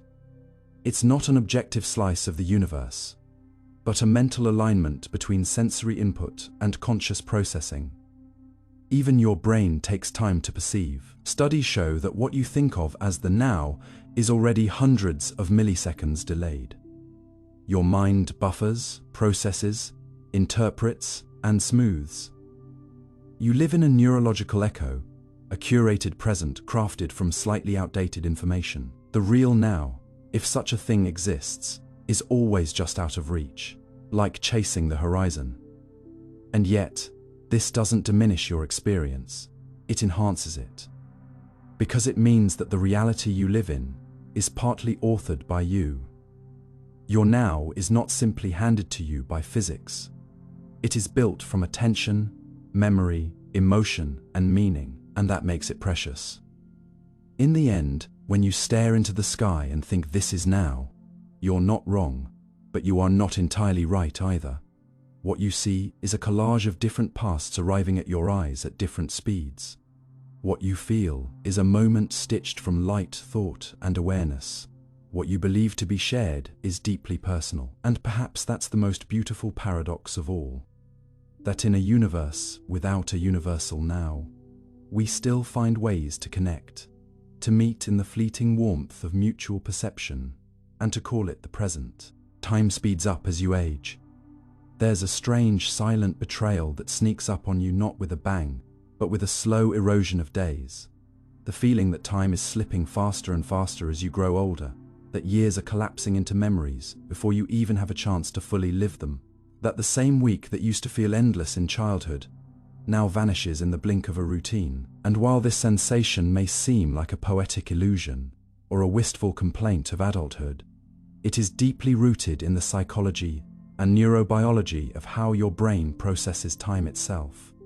A phenomenon so consistently reported across age groups and cultures that it has a name: time compression, or more personally, the temporal acceleration of age. But what's truly astonishing is that this perception isn't caused by external changes in the world. It's not the clocks or calendars speeding up. It's your internal tempo, your attention, your memory encoding, and your sense of novelty that undergo transformation. You see, time is not felt linearly. It is constructed from mental snapshots, and the fewer snapshots your brain takes, the shorter the period feels in retrospect. When you're young, everything is new. Your brain is bombarded with novel stimuli, unfamiliar experiences, first-time feelings. And in those moments, it records more detail, more vivid imprints, because novelty stimulates more neural encoding. These densely packed memories give the illusion that time was fuller, slower, stretched. But as you age and your days become filled with repetition, commutes, emails, habits, routines, your brain stops encoding as deeply. It skips the familiar, assumes the known, and thus compresses the memory. A week with 10 vivid experiences feels longer than a month with only one. It's not the passing of time that changes. It's the texture of what gets recorded. That's why the summer you learned to swim or traveled abroad at 17 felt eternal, while your last 5 Novembers seem indistinguishable. And there's another layer beneath this: the psychological ratio of time to lived life. When you are 5, a year is 20% of your entire existence, an ocean of time. When you're 50, a year is a mere 2%, a droplet. This proportion warps your internal scale. The same hour that once felt like a journey now feels like a pause. The same weekend that once opened like a novel now closes like a page torn away. This relative shrinking of time's value distorts your expectations and your emotional connection to it. The passage of time becomes background noise, no longer commanding attention. And yet, time is attention. The more you focus, the slower it feels. The more you drift, the faster it disappears. This is why mindfulness, or being fully present, can restore a childlike sense of expansion, while being distracted accelerates the blur. Neuroscience backs this up. Your perception of time is shaped not by a central clock, but by multiple brain systems, particularly in the insular cortex and basal ganglia, that interact with dopamine and memory networks. When attention is heightened, time dilates. When emotion is strong, time lingers. But when predictability takes over, when novelty fades, when you coast through autopilot days, your brain stops taking snapshots. And in the absence of detail, your mind says, "That didn't last long." And so the months fly, the years collapse. You find yourself saying things like, "Wasn't that just last year?" Only to discover it happened 5 years ago. Even more intriguing is how aging affects your anticipation of time. Children live in the moment because their mental timeline hasn't fully developed. They exist in a string of nows with limited long-term planning. Adults, however, forecast constantly. You think about deadlines, retirement, tomorrow's schedule, but the more you live in the future, the less you experience the present. And this psychological skipping ahead speeds up your subjective time even more. Studies have shown that people who worry about the future or dwell in abstract planning feel time accelerating faster than those who immerse themselves in the immediate. Time spent in worry is time unlived. It rushes by without residue. And so we return to the paradox. The more you try to manage time, organize it, track it, optimize it, the more it slips through your fingers. You start saying yes to obligations and no to wonder. You begin to equate productivity with value, and in doing so, you become a participant in your own temporal acceleration. You feed it. But this phenomenon isn't irreversible. The human brain retains the ability to slow time through conscious design. The key lies in novelty, emotion, and intentional awareness. Take a new route home. Learn a language, dance for no reason. These actions force your brain to notice. They carve deeper grooves into memory.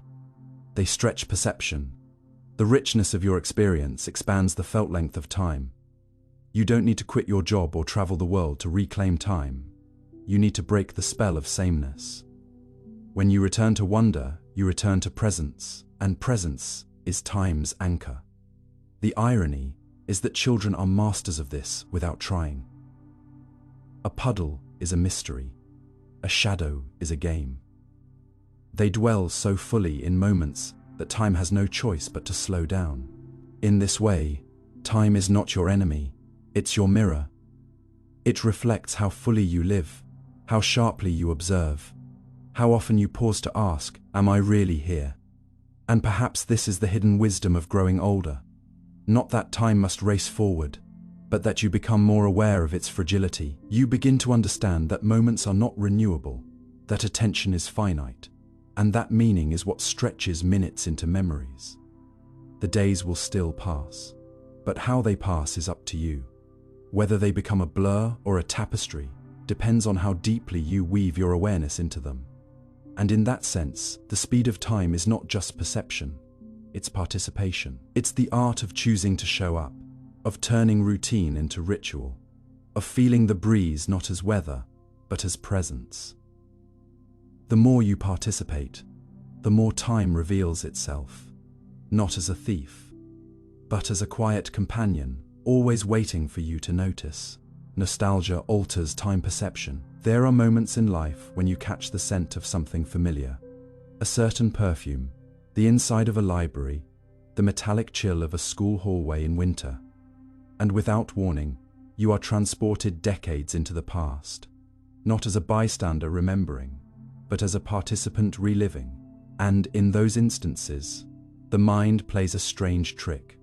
The past feels not just present, but more present than now, more vivid than this very moment, as if time had bent backward and briefly allowed you to step inside its older shell. This is nostalgia, and while most people think of it as merely a wistful emotion or sentimental longing, the truth is far more intriguing.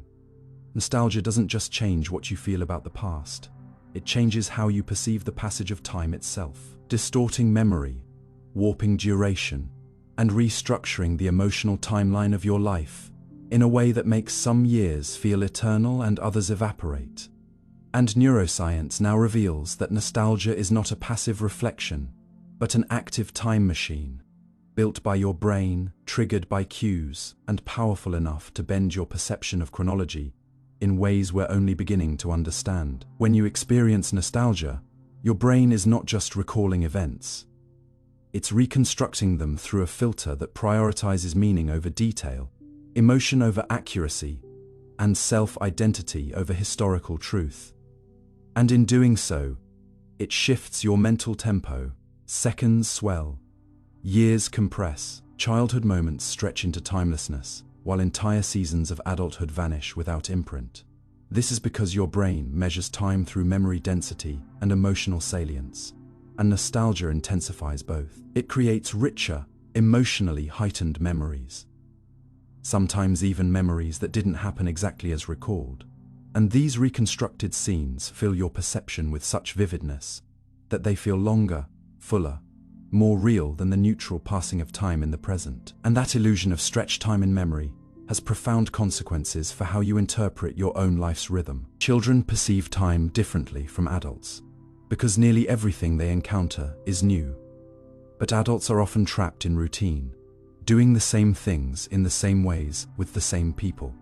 And because the brain stops deeply encoding the familiar, it doesn't store those experiences as richly. So when you look back on a week filled with novelty, it seems longer than a month that passed in repetition. Nostalgia hacks this system by injecting novelty into old memories. It takes a static event from your past and reawakens its emotional intensity, giving it new texture, new weight, even if that event was mundane at the time. This is why a single summer from your youth can feel more emotionally significant than the last 5 years combined. It's not that the past was necessarily better. It's that the emotional and narrative scaffolding your brain built around those moments has grown more detailed over time. And this is why nostalgia alters your perception of time so dramatically. It creates a loop in the timeline of your mind where emotionally charged past moments are replayed more often than dull recent ones, giving the illusion that time is accelerating in the present, while stretching endlessly behind you in memory. From a neuroscientific standpoint, nostalgia lights up the medial prefrontal cortex, associated with self-reflection and identity, and the hippocampus, which encodes memory, while also activating the amygdala, where emotional salience is processed. This triad of activity not only strengthens the recall, but reshapes the experience of that memory as if it were happening now. You don't just think about the past, you inhabit it. Psychologists have found that nostalgic memories tend to cluster around ages 10 to 30, the so-called reminiscence bump, because those are the years of identity formation, emotional peaks, and first experiences. And as you age, your mind returns to those years more frequently, not randomly, but with intent, using them as anchors to stabilize your sense of self in the face of change, loss, or uncertainty. That's why a 60-year-old may feel like their teenage years are emotionally closer than their last decade of adulthood. Nostalgia alters time perception by creating density in selective parts of your memory timeline, while leaving other sections hollow. And this uneven emotional mapping gives the illusion that some years were longer or more real than others, even though every year had the same 365 days. The brain doesn't care about calendars. It cares about meaning. It measures time not in minutes, but in memories. This explains why trauma can also distort time in the opposite direction, because when a moment is intensely negative and emotionally charged, it can freeze time, trapping you in a loop of reliving. Nostalgia, though emotionally bittersweet, often has a protective function. It softens the harshness of the present, comforts you with continuity, and gives emotional color to your timeline, making the past feel both fuller and closer. But there's a paradox here, because the more often you revisit the past nostalgically, the more weight it gains in your mind's timeline, and the more recent years seem thin by comparison. You may feel like time is speeding up, not because life is changing faster, but because you are mentally revisiting the same treasured memories again and again, while recording the present. What makes this even more complex is how culture and media amplify this effect. Watching old home videos, re-listening to childhood songs, revisiting the aesthetics of a bygone decade. All these nostalgic triggers don't just spark memories, they manipulate your sense of time by compressing the present and expanding the past, making you feel like an entire era is encapsulated in a single chord progression or color palette. Corporations use this too. Nostalgia marketing plays on collective memory to foster emotional connection to brands or products, tapping into the same neural circuits that give you comfort, warmth, and longing. But nostalgia isn't inherently manipulative. It can also be healing. Research shows that people who experience nostalgia more often tend to have higher resilience, stronger social bonds, and more positive outlooks during distress. It acts like psychological glue, holding together your story during times of uncertainty. And paradoxically, by looking back, you can sometimes move forward more whole. Still, it's important to ask if nostalgia can so profoundly warp time perception. What does that say about the reliability of your emotional experience of your own life? Are you choosing the past, or is the past choosing you? How much of what you call your life is lived in memory, rather than in the moment? And perhaps the deepest insight here is this. Nostalgia teaches us that time isn't just a neutral sequence of seconds. It is elastic, fragile, and deeply subjective. It expands with attention, contracts with distraction, and loops with memory. The moments that meant the most are the ones that refuse to stay in the past. They visit you again and again, subtly reshaping how you measure all time that follows. The hours you laughed with a friend long gone. The streets you walked before life complicated your steps. The words spoken by someone you no longer see. These aren't just echoes, they're scaffolds. And through nostalgia, they grow taller, louder, more vivid, until the present seems like a faint surface over a much deeper pool. So maybe the reason time feels strange isn't because you're losing it, but because your memory keeps whispering that some parts of you are still back there, in the places that made you feel most alive. And in that whisper, the past stretches, the present fades, And time, like memory itself, ceases to move in straight lines. You never live in the actual moment. You might think you're living in the present, that this moment, this breath, this word entering your mind is the now. But the truth is far stranger and more unnerving. You never actually live in the real present. Instead, your entire conscious experience trails slightly behind reality, like an echo that arrives after the sound. A shadow that follows light, delayed by milliseconds that go unnoticed, yet define the boundary between perception and reality. And this invisible delay is not a flaw or a bug in your brain. It is a feature, a necessary consequence of the way your nervous system processes time. And once you begin to understand this, the idea of now begins to dissolve under your feet, revealing a strange, constructed version of the world that feels immediate, but is always just a little too late. Neuroscientists call this the perceptual present, a window of time stitched together from various sensory inputs, delayed by neural transmission, smoothed out by your brain, so that what you experience as now is actually a carefully rendered illusion of simultaneity, made from events that already happened. Every signal your brain receives, from the light entering your eyes to the sound hitting your ears, takes time to process. And during that processing, your mind compensates by blending different stimuli into a unified, delayed experience that feels whole, continuous, and present. But it isn't the present. It is the past, dressed up to look like now. And when you move your hand, or hear your name, or feel a breeze touch your skin, what you're truly experiencing is a curated playback of reality. Not reality itself, but a smoothed, buffered version of it. Because if your brain tried to react to events in real time, chaos would follow. Your senses work at different speeds. Light travels faster than sound. Touch signals take longer than visual ones. And yet, your experience of reality feels synchronized, seamless, thanks to your brain's ability to delay faster signals and align them with slower ones, creating what researchers call temporal binding. This unified now is artificial, but without it, you'd live in a fractured world of disjointed sensations. So your mind builds a narrative, a little behind the truth, but clean, coherent, livable. And this illusion goes deeper, because it's not just the physical delay that separates you from the true now. It's the processing, the judgment, the context, building that comes after. Your brain isn't a camera. It doesn't passively receive reality. It interprets it, colors it, filters it through emotion, memory, expectation, and meaning. By the time you become aware of a moment, it's already been chewed up by cognition. You don't hear raw sounds. You hear interpreted language. You don't see raw shapes. You see recognizable objects. And you don't live in a raw moment.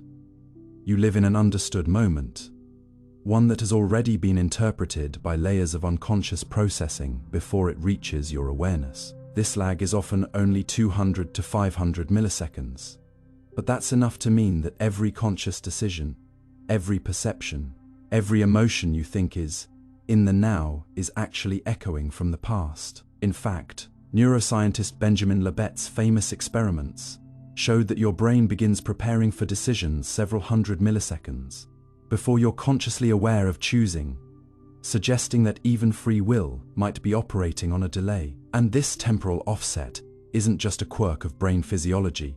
It's a profound philosophical challenge, because if you never truly experience the present, then what is your life made of? A continuous stream of slightly outdated renderings, a loop of prediction and delay stitched together into the illusion of flow. And still, the illusion works.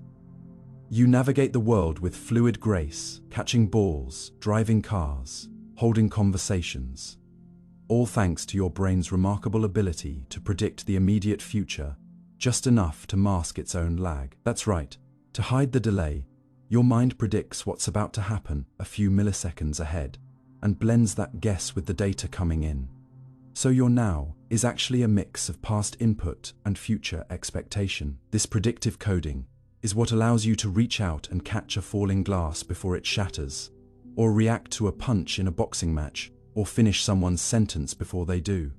you're not reacting in real time. You're running a simulation, refined moment by moment, constantly adjusted, but never truly synchronized with the raw world. This means the reality you perceive is less like a live broadcast and more like a slightly delayed live stream with predictive buffering.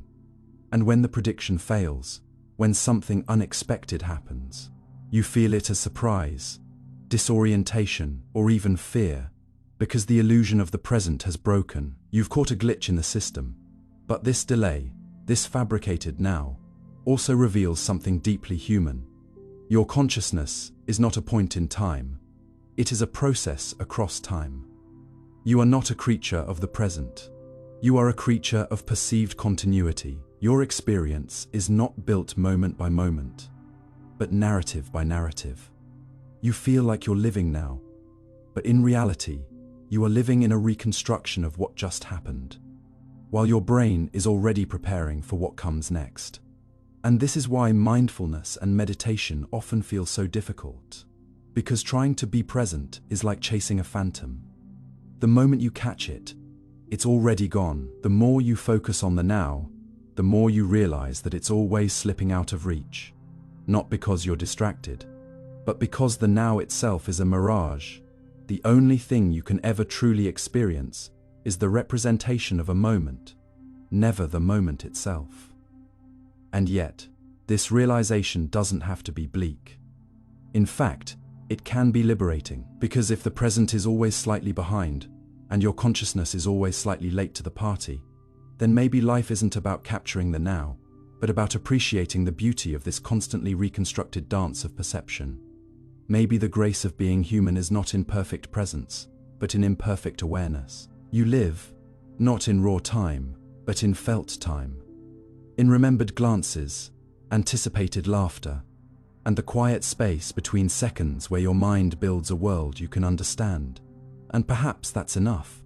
Perhaps the wonder lies in the very fact that, despite all this delay, this lag, this illusion, your mind creates a world that feels immediate, rich, meaningful, and alive. And so, you never live in the actual moment, but you live in something more profound, a continuous reflection of reality that allows you to think, to choose, to care, and to grow.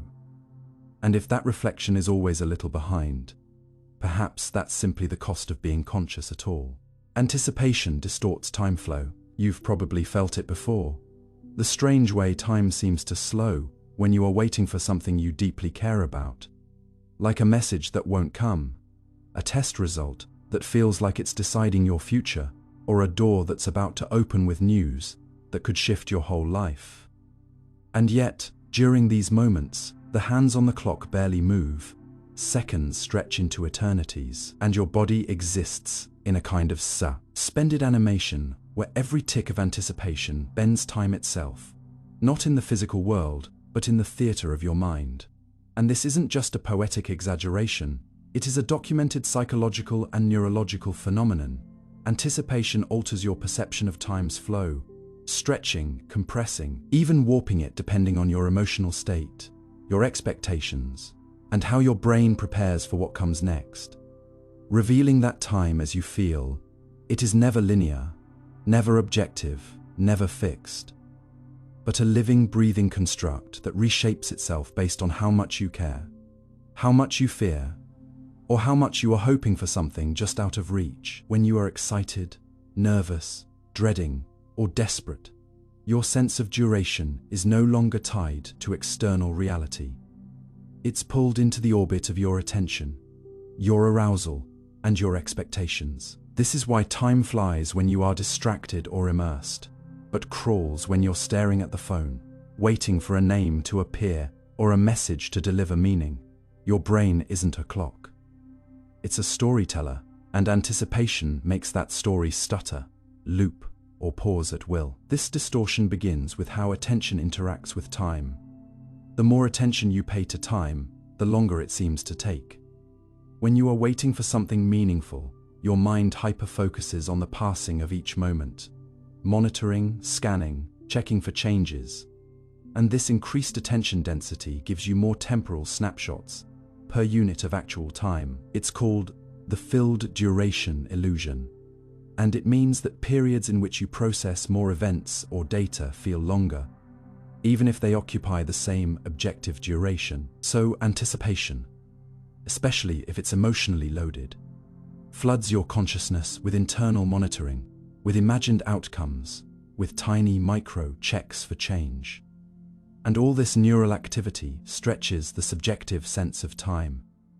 What's worse, the stronger your desire or fear, the more distorted time becomes. Anticipating something joyful, like seeing a loved one again, or walking into a life-changing opportunity, can make the hours feel endless. Not because time slows, but because your emotional system is in high gear, preparing for impact, watching the horizon of expectation with wide eyes. Conversely, the anticipation of pain or bad news can trigger a different kind of time dilation, one infused with dread, where every moment is filtered through cortisol, anxiety, and the body's readiness to either flee or endure. This neurochemical storm reinforces the illusion. More emotional arousal means more subjective data points, which means longer feeling time. But here's the twist. Once the anticipated moment arrives, time often snaps back into real flow, sometimes even speeding up so fast it feels like it passed in a blur. The very thing you waited so long for, be it a concert, a kiss, an answer, or a life event, often feels too quick, too fleeting. Why? Because the contrast between the stretched time of anticipation and the comparatively lower arousal of the event itself compresses your retrospective memory of it. You were so immersed in the anticipation that the actual moment, when it arrived, lacked the psychological build up to match its emotional weight, and so it feels short, empty, ephemeral. This is the time paradox of anticipation. You wait forever for something that vanishes the moment it arrives, and the memory of it, that too, is warped. Because anticipated moments are encoded differently than experienced ones. The brain prepares differently for something imagined than for something lived. And often, the former leaves a stronger trace. In other words, you might remember how long the wait felt more vividly than the thing you waited for. And it goes deeper still. Anticipation is also a function of simulation. Your brain is constantly running scenarios of what might happen, predicting outcomes, assigning emotional value, preparing behaviors. This predictive processing is essential to human survival. It lets you prepare for threat, for reward, for the unexpected, but it also means that when you are anticipating something significant, you are effectively living it before it happens, rehearsing emotions, imagining consequences, pre-processing the future. And all of this simulation requires cognitive resources, emotional investment, and mental time, meaning your psychological present is actually split between now and next, between reality and possibility. And when your mind splits like this, it distorts the timeline of your experience. You're no longer anchored in what is, but in what might be. And in that space, time behaves like a dream, elastic, reactive, subjective. This helps explain why people often say, "It felt like forever," even when the wait was just a few minutes. Or why children experience time so differently than adults. For a child, everything is novel. Everything is anticipated. Every birthday and summer vacation looms like a mountain in their imagination. Their future is crowded with big things. But as adults, we anticipate less frequently, or we learn to numb it. We dread bills, obligations, emails. Not because they're emotionally huge, but because we've rehearsed them so many times that they lose their temporal weight. In this way, anticipation doesn't just alter your perception of time. It teaches you how much you care. You don't anxiously await things you don't value. You don't obsess over moments you're indifferent to. So distorted time becomes a map of meaning, a way to trace what matters most to you, what holds weight in your emotional life, and what you're afraid to lose or desperate to gain. Your experience of time is your subconscious, expressed in seconds and minutes. And yet, this realization doesn't have to be a burden. It can be a tool, When you know that anticipation stretches time, you can learn to navigate it differently, to observe your waiting rather than be consumed by it. You can learn to breathe through the slow moments, to be curious about the dilation rather than impatient with it. You can even learn to infuse the wait with life, to fill it with presence instead of emptiness. Because the truth is, the waiting is part of the experience. The countdown is part of the event. And sometimes, the anticipation becomes more memorable than the thing itself. Not because it's better, but because it's longer, deeper, more felt. And if you learn to feel it fully, rather than resist it, time itself becomes less of a prison and more of a canvas. So the next time you are stuck in a moment that won't pass, ask yourself, what am I truly waiting for? And what does this tell me about what I love, what I fear, and what I hope will come? Because in the distortion of time, there is truth.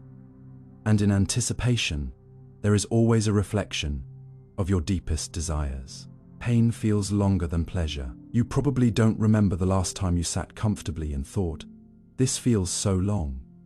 But you can likely recall in vivid, dragging detail the last time you were in pain, even if it was brief. Because pain bends time in a way pleasure never does. It lingers, stretches, echoes through your mind, pulling each second wider than the last, making minutes feel like hours, and moments like small eternities. And this isn't just your imagination, it's a measurable psychological distortion. Pain has weight in time, while pleasure often slips through like light through open fingers. And understanding why this happens reveals something profound, not just about how our brains process discomfort, but about how we assign meaning, how we remember, and how we suffer. From a biological perspective, this asymmetry is a survival feature. Evolution didn't shape you to bask endlessly in delight. It shaped you to notice and remember danger, and to act accordingly. Pain is a signal that something is wrong, urgent, requiring attention, so your brain amplifies it, not only in intensity but in duration, anchoring it in memory with more vividness and detail than most pleasurable experiences ever receive. This is why 5 minutes of pain can feel longer than an hour of calm, why we replay moments of suffering again and again in our minds, and why entire chapters of our lives seem defined by the things that hurt us, not the things that brought us joy. What makes this even more striking is the role of attention. Pain forces your focus inward. It hijacks your awareness and locks it onto your body or your thoughts, creating what scientists call a high attentional load. The more you attend to time, the longer it seems to last. And pain, being both physical and emotional, magnifies this focus like a spotlight turned inward. Pleasure, on the other hand, is often diffuse. It can make you lose track of time because it softens the edges of awareness. You're less likely to clock the minutes when you're laughing with a friend or immersed in music, because those moments draw you out of yourself, away from the internal timer that pain so rudely activates. This is why time seems to disappear during joy, but stall during suffering. The brain's reward circuitry, the dopamine pathways that light up during pleasure, don't tag experiences with the same urgency. They're not coded for survival in the same way. Pain, particularly when it is unexpected or intense, activates regions like the amygdala and anterior cingulate cortex, embedding the moment with emotional salience. Pleasure, it often skips the danger circuitry entirely. Your nervous system isn't wired to extend happiness. It's wired to escape harm. There's also the factor of predictability. When pleasure arrives, it's often anticipated. It feels earned, deserved, or even expected, and so its novelty can be reduced. But pain, especially when it blindsides you, breaks through expectation, and that dissonance makes it feel longer. When you're stuck in pain, your perception of control decreases, which has been shown in experiments to slow time dramatically. You feel trapped, powerless, and the clock seems to mock you. Conversely, when you are enjoying something, the illusion of control returns. You often feel like you are choosing the moment, riding it, owning it. And that sense of agency shortens your felt experience of time. Even memories of pain obey this logic. Research shows that people recall painful experiences as longer, more detailed, and more sharply etched than pleasurable ones. Even if the actual duration was equal, your brain isn't recording time evenly. It's carving it in proportion to emotional intensity, and pain, by its nature, carves deeper. But maybe the most fascinating aspect of this is how meaning plays a role. Painful experiences often become turning points. They force reflection. They provoke change. They catalyze growth. And because we revisit them so often, either by choice or through trauma, they accumulate more temporal weight. You remember not just the pain, but who you were during it, how it changed you, what came after. Pleasure, unless deeply meaningful, tends to be fleeting in memory. This doesn't mean it's less valuable, it simply doesn't leave as many cognitive footprints. Think of how you recall a long day of minor annoyances. It feels like it lasted forever. Now think of a weekend spent laughing, playing, or relaxing. It often vanishes in hindsight, collapsed into the word fun. Pain leaves detail. Pleasure leaves blur. This is why some of your longest days were only hours long, and why entire joyful summers can be remembered in a single breath. And yet, there's a paradox here. Even though pain feels longer, people often say they wouldn't change if it brought wisdom or strength. This suggests that time, as it's felt during suffering, isn't only stretched, it's deepened. The richness of experience, the rawness, the exposure to vulnerability, all of it expands not just your awareness of the moment, but of yourself. Pleasure may be light and fast, but pain can be profound, anchoring you in presence whether you want it or not. This doesn't mean we should glorify pain or chase suffering, but rather that we understand its strange relationship with time and how our perception of its length is entangled with the emotional lessons it carries.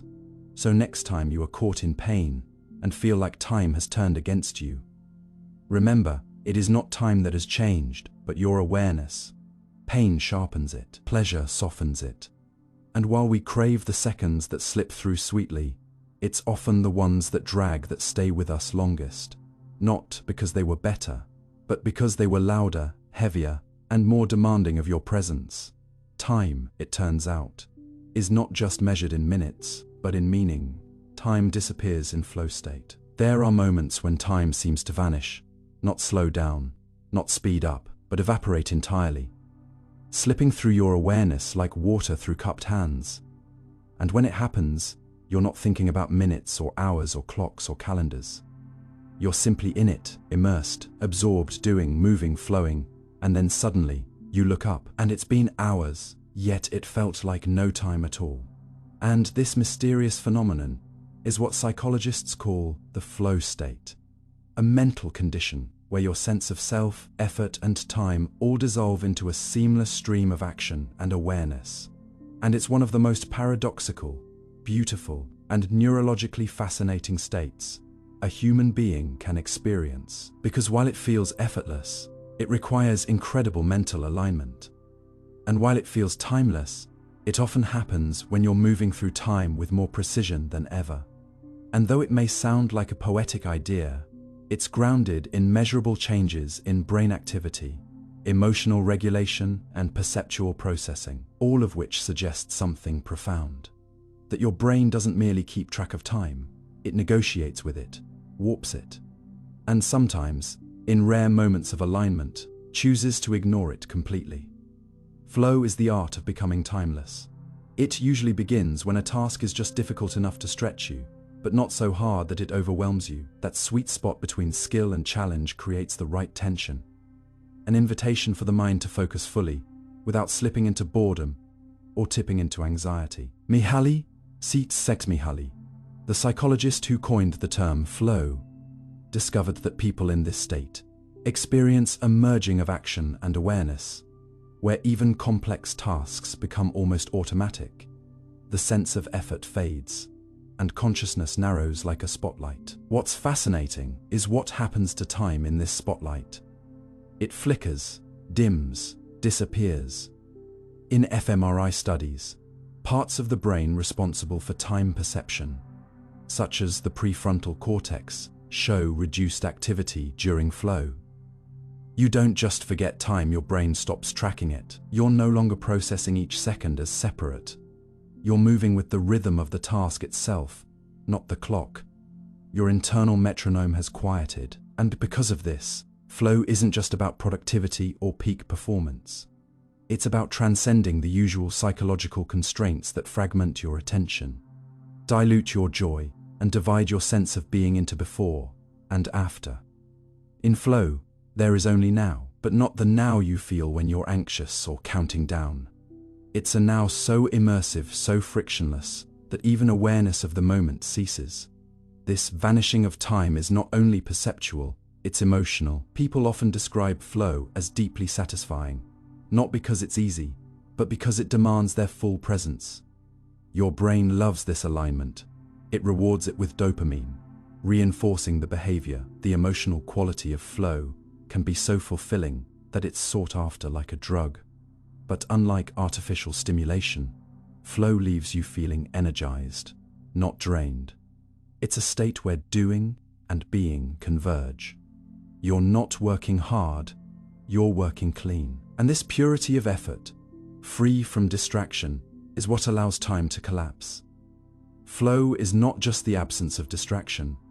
It is the presence of perfect engagement. That's why it's most commonly found in artists, athletes, writers, surgeons, dancers, anyone who loses themselves in a task that demands everything but rewards with meaning. Even gamers and coders report this state, because it's not about what you're doing, it's about how completely you're doing it. There's a philosophical beauty to this, because it challenges our assumption that time is always experienced linearly. In flow, time doesn't just shrink, it disintegrates. You could spend 10 minutes or 10 hours, and the subjective difference might be negligible, and afterward, you are often left with two realizations. First, how much you accomplished without even realizing the effort, and second, how absent from distraction your mind had been. In a world where attention is fragmented and constantly pulled in 100 directions, flow is a rebellion. It's your brain saying, I remember what it's like to focus, and more than that, it's your brain remembering what it feels like to exist fully, in a moment not shattered by multitasking or self-consciousness, or external noise. Flow strips away everything that's not the task. It quiets the ego, it silences the clock, it returns you to the rhythm of doing, not measuring. Yet this raises an unsettling question. If flow feels so real, so vivid, so alive, then what does that say about our ordinary perception of time? What does it mean that we spend most of our waking hours outside of this state, counting minutes, watching clocks, longing for the day to end? Perhaps it suggests that our default experience of time is in fact an illusion, a side effect of disconnection, a symptom of divided attention. When you are not in flow, you are often in conflict with yourself, with your environment, with your fragmented goals. Time becomes a weight, a pressure, a currency to be spent. But in flow, time is no longer transactional. It becomes relational. It's not something you use, it's something you become. You are not moving through time. Time is moving through you. And maybe that's the secret. Flow teaches us that the quality of time is not about how long something lasts, but how deeply we enter it. A 5-minute conversation in flow can feel more meaningful than an hour of distracted interaction. A page written in flow can carry more truth than a week's worth of labor. And once you've touched this state, you begin to understand why monks meditate for hours, why athletes train into exhaustion, why creators disappear into their work. They're not chasing productivity, they're chasing presence. They're not escaping time, they're entering it more fully. So, if you've ever wondered why some days evaporate and others drag, why some tasks feel eternal while others disappear in a blink, remember this: your brain is not a passive observer of time, it's a sculptor of it. And in flow, it chooses to chisel away everything but the moment itself. That is why flow is timeless. Not because time ceases to exist, but because, for once, It aligns perfectly with your purpose. And when that happens, the need to measure time dissolves, because you are no longer outside the experience trying to grasp it. You are inside it, living it, breathing it, becoming it. Flow is not an escape from life, it's a return to it. Boredom expands time perception. It's strange how a single minute can feel eternal when you're waiting, how a silent room, a paused moment, or a static stretch of time can feel so painfully slow that you begin to notice things you usually never would. The ticking of a clock, the hum of a fridge, the dull weight of your own thoughts echoing off the walls of your mind. And in those moments of boredom, time seems to dilate, expand and swell, far beyond the number on any watch, or the rhythm of any second hand, revealing a profound truth that hides beneath everyday awareness, that time, as you experience it, is not dictated by clocks, but by attention. And when attention has nowhere to land, time inflates like a balloon, in still air, growing heavier and slower the longer you remain, unengaged, unchallenged, unstimulated. Not because time itself changes, but because your relationship to it does. And what we call boredom is not merely a lack of things to do, but a rupture in meaning, a vacuum of engagement. A state where the mind, deprived of structure and novelty, begins to stretch each passing moment into unbearable length, forcing you to feel every second as if it were a weight, each one falling like a slow, deliberate drop in an empty bucket. From a neuroscientific perspective, this warping of time perception during boredom is rooted in how your brain tracks the passage of moments. Under normal conditions, your brain doesn't count time like a stopwatch. It estimates duration based on how much change it perceives. Events filled with novelty, shifts, surprises, and emotional stimulation create a denser memory trace, leading to the sense that a lot happened, and thus time must have passed quickly. But when you are bored, when nothing much changes, when the environment is monotonous or the task repetitive, your brain receives far fewer input shifts to process, less novelty, less emotion, less narrative. And ironically, this leads to the perception that time is moving slower, because your mind, desperate for stimuli, begins scanning and noticing every micro detail, which ironically causes the moment to feel fuller than it is, not in meaning, but in perceived length. It's as if your brain, starved for engagement, compensates by inflating the time bubble, forcing you to sit with the rawness of your own awareness. In experimental studies, participants exposed to highly monotonous environments, such as staring at a blank screen or completing low stimulation tasks, consistently reported that time moved more slowly, even when their objective sense of time was accurate. One theory suggests this is tied to the internal clock model of time perception, where your brain's arousal levels act like a pacemaker. When arousal is high, such as during danger, surprise, or excitement, the clock speeds up, but your attention narrows, so time feels compressed. When arousal is low, like in boredom, your mental clock ticks slowly, but your awareness widens, noticing more within each unit of time, which gives the illusion of drawn-out experience. Another factor is dopamine. When you are engaged or excited, dopamine is plentiful, helping you feel motivated and present. But in boredom, dopamine levels drop, and with that drop comes a heavier, grayer, more sluggish sense of now.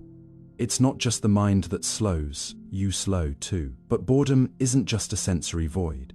It's a psychological signal, a red light blinking on your mental dashboard saying, something's missing.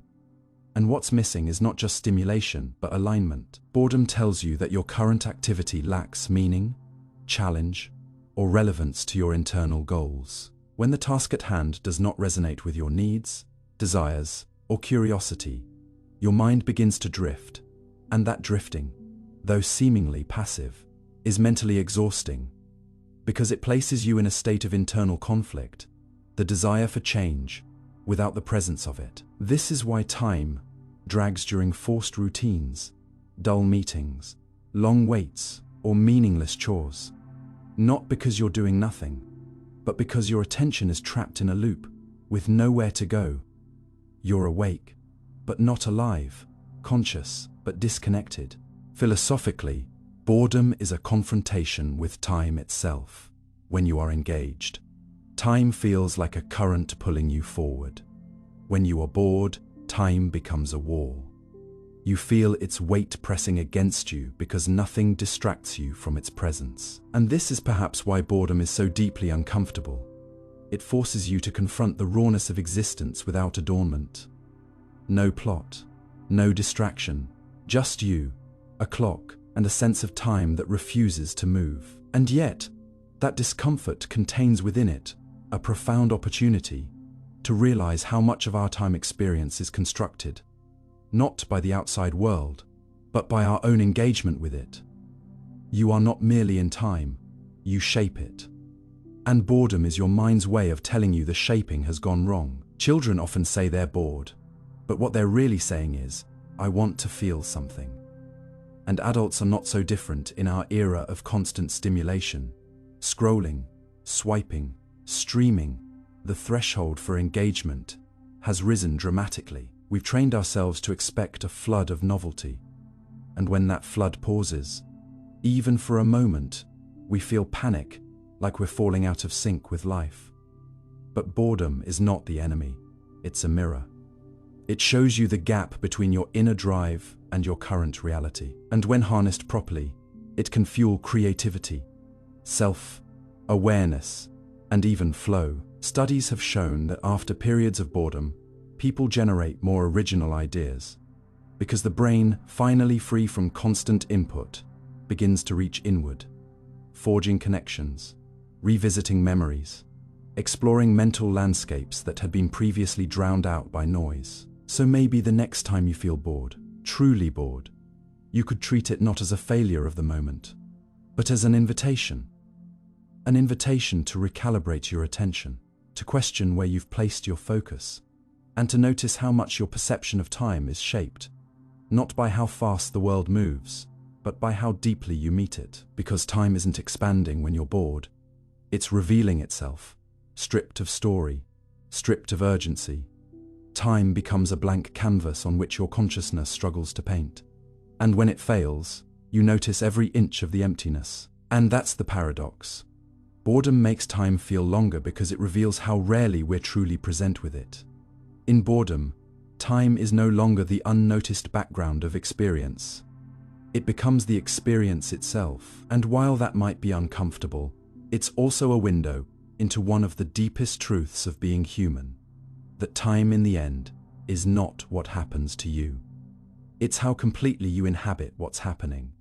And boredom, though heavy, is simply time asking you, where are you? Long-term goals feel less real. You always mean to start tomorrow. The book you want to write, the language you want to learn, the savings you plan to grow, the healthier life you intend to live. It all exists clearly in your mind, envisioned with a sense of determination that feels authentic in the moment of planning. And yet, as days pass, that clarity fades like a dream slipping away upon. Waking not because you're lazy or insincere, but because there's something deeply wired into your brain that treats long-term goals as distant, intangible, and somehow less real than the problems or pleasures standing right in front of you. And this strange psychological barrier isn't just about willpower. It's about how your brain perceives time, value, and self. Because to your brain, the version of you 5 years from now is nearly as abstract as a stranger, and acting on behalf of that stranger requires a leap of empathy and imagination that the mind isn't always prepared to make, especially when the present moment demands attention like a screaming child, while the future whispers softly in a language you haven't quite learned to hear. Neuroscience has revealed that when people think about their future selves, the brain activity pattern observed is more similar to thinking about another person than thinking about one's present self. In particular, regions like the medial prefrontal cortex, responsible for self-referential processing, show reduced activation when you imagine yourself 10 years from now, which means your brain is literally treating your future self like someone else, someone whose needs don't carry the emotional weight or urgency that your present discomforts or cravings do. And this is why it's easier to indulge in short-term gratification than to work toward distant dreams. Not because you don't care, but because your cognitive architecture makes caring difficult, unless the consequences are immediate, visible, and felt in your current nervous system. And this phenomenon, often referred to as temporal discounting, is one of the most consistent and powerful forces that sabotage goal setting, making it feel as though your dreams are always just out of emotional reach, floating in the mental periphery, like a promise you intend to keep but never quite prioritize. Temporal discounting refers to how we devalue rewards the further they are in the future, a concept proven again and again in behavioral experiments. When offered $100 today, or $120 in a month, many people will choose the immediate, smaller reward, not because it's more valuable, but because it feels more valuable due to the cognitive bias that favors immediacy.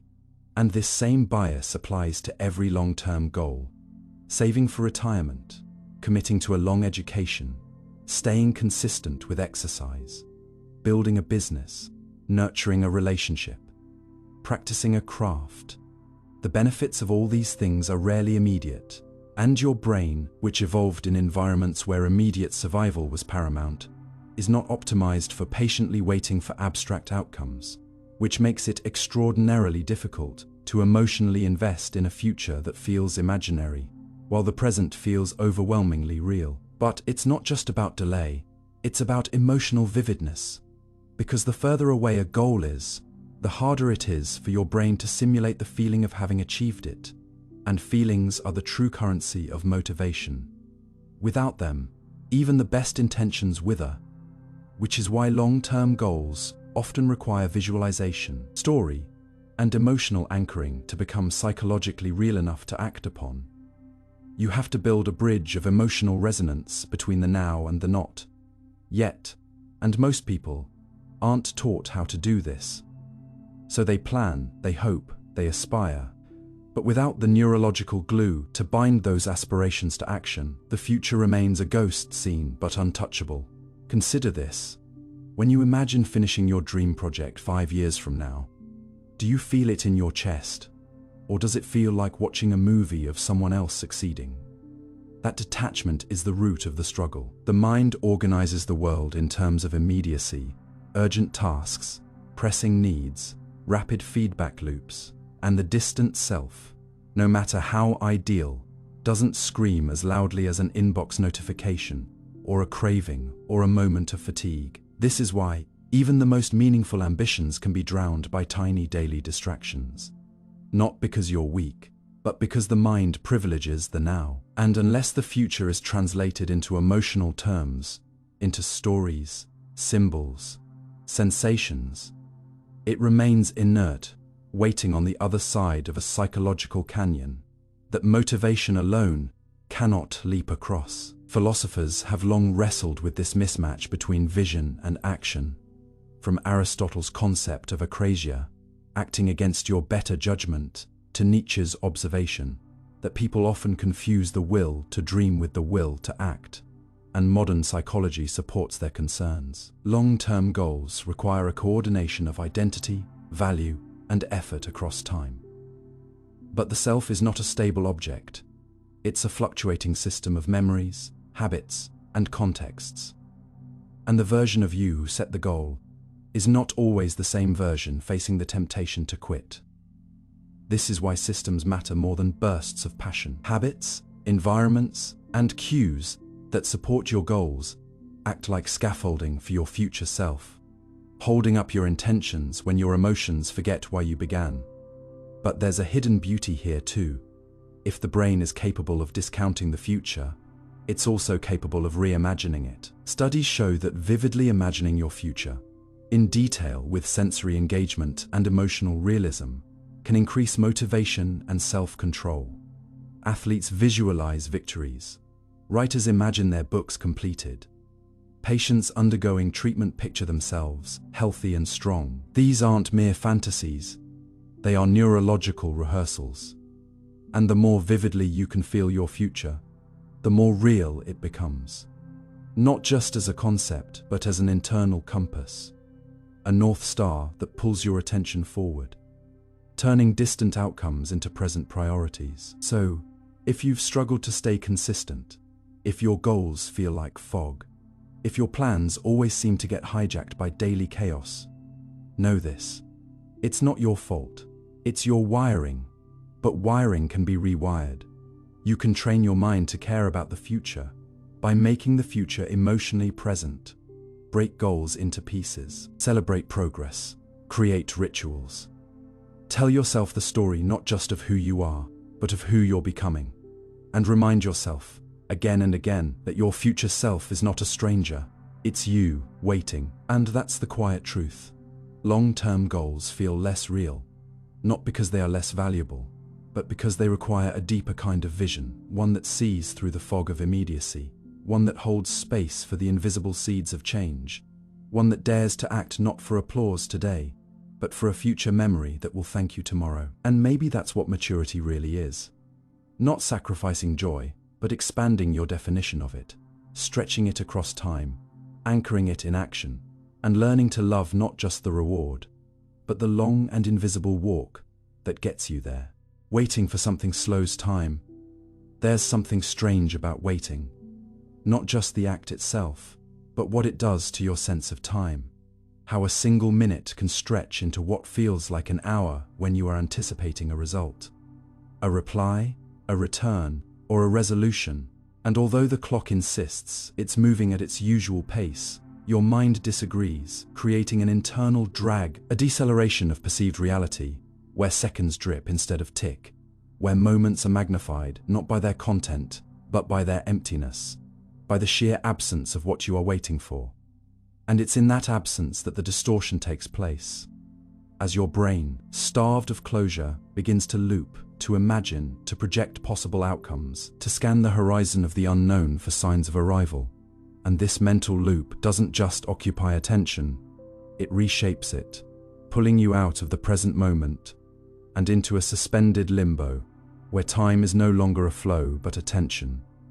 A string pulled taut between now and not yet. This phenomenon, deeply embedded in your cognitive architecture, has been studied under the lens of what psychologists call temporal dilation, a state where subjective time stretches in relation to your emotional and attentional state.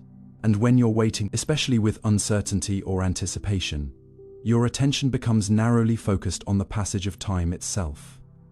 And because your brain evolved to monitor for threats and opportunities in such states, it begins to sample the environment more frequently, scanning for change, for cues, for movement. And this heightened sampling creates the illusion that more has occurred in a short span, thus making time feel longer, like watching a loading bar move slowly, because you're staring at it versus walking away and letting it complete unseen. And this isn't metaphorical, it's measurable. In controlled experiments, participants consistently overestimate durations when anticipating something versus when distracted or engaged, and the brain regions involved, particularly the insular and anterior cingulate cortex, show increased activation during waiting periods, reinforcing the subjective sense of stretched time. But the stretching is emotional too, because waiting, especially for something meaningful or uncertain, isn't passive. It's a state of psychological tension, a conflict between desire and delay, a form of controlled helplessness that magnifies every second with the weight of what's missing. And that's where the suffering creeps in, not from the duration itself, but from what the duration represents, a barrier between you and the answer, the outcome, the relief, the reward. And in that emotional gap, you fill in possibilities, sometimes with hope, sometimes with fear, both of which have the power to accelerate or slow your perception, depending on their intensity and emotional tone. Which is why waiting for a loved one to return can feel like an eternity, while waiting for bad news can feel even longer, as your nervous system primes itself for impact, unable to relax, because resolution is out of reach. And the unpredictability of when that resolution will arrive is what twists the knife, because your mind can endure hardship better than uncertainty, and it is precisely the uncertainty within waiting that makes time so distorted. Children feel this acutely. Think of how long the weeks before a birthday or holiday felt when you were young. How time expanded, not because there was more of it, but because there was less structure, less distraction, less cognitive ability to soothe or contextualize delay. And as adults, we learn to distract ourselves, to numb the ache of anticipation with devices, with entertainment, with routines.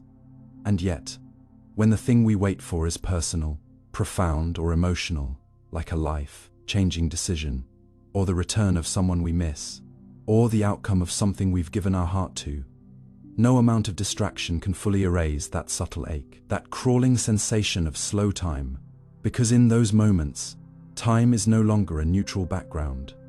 It becomes the very stage on which longing plays out. From a neurological standpoint, this slowing of time is linked to dopamine, the brain's primary chemical for reward anticipation, which spikes when a reward is expected but delayed, triggering both increased focus and emotional sensitivity. And this cocktail of attention and emotion is what makes time feel elastic. When you are immersed in joy or flow, time compresses. When you are trapped in waiting, it stretches. And this is not just theory, it is evolutionary logic. Our ancestors had to wait for prey to appear, for fruit to ripen, for storms to pass. And in those moments, the ability to remain alert to small environmental changes could be the difference between survival and starvation, which is why waiting naturally engages your threat monitoring systems, even in a modern world where you're not waiting for food or safety, but for a message, a result, a turn of fate that carries emotional weight far beyond its surface appearance. But this also reveals something quietly beautiful. The slowing of time during waiting is not a malfunction. It's a mirror.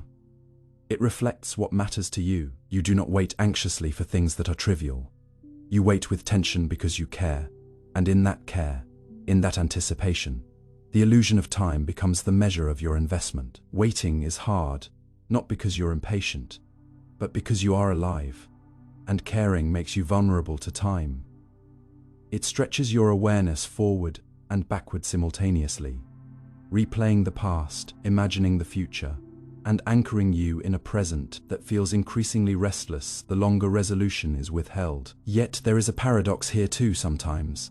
Learning to sit inside that waiting, without rushing it, without escaping it, can become a form of presence in itself. Because while waiting elongates time, it also opens space. A space where reflection, patience, and depth can grow. It is in the pause that we learn endurance, and in the silence of not yet that we cultivate faith.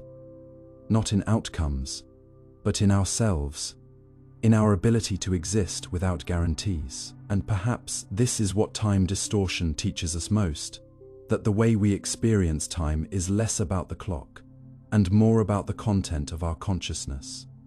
What we're holding, hoping, fearing, needing, and when those contents are heavy, time expands to carry their weight. So next time you find yourself checking the clock, refreshing the inbox, pacing the room, counting down the hours, try to listen not just to the ticking, but to what it says about you.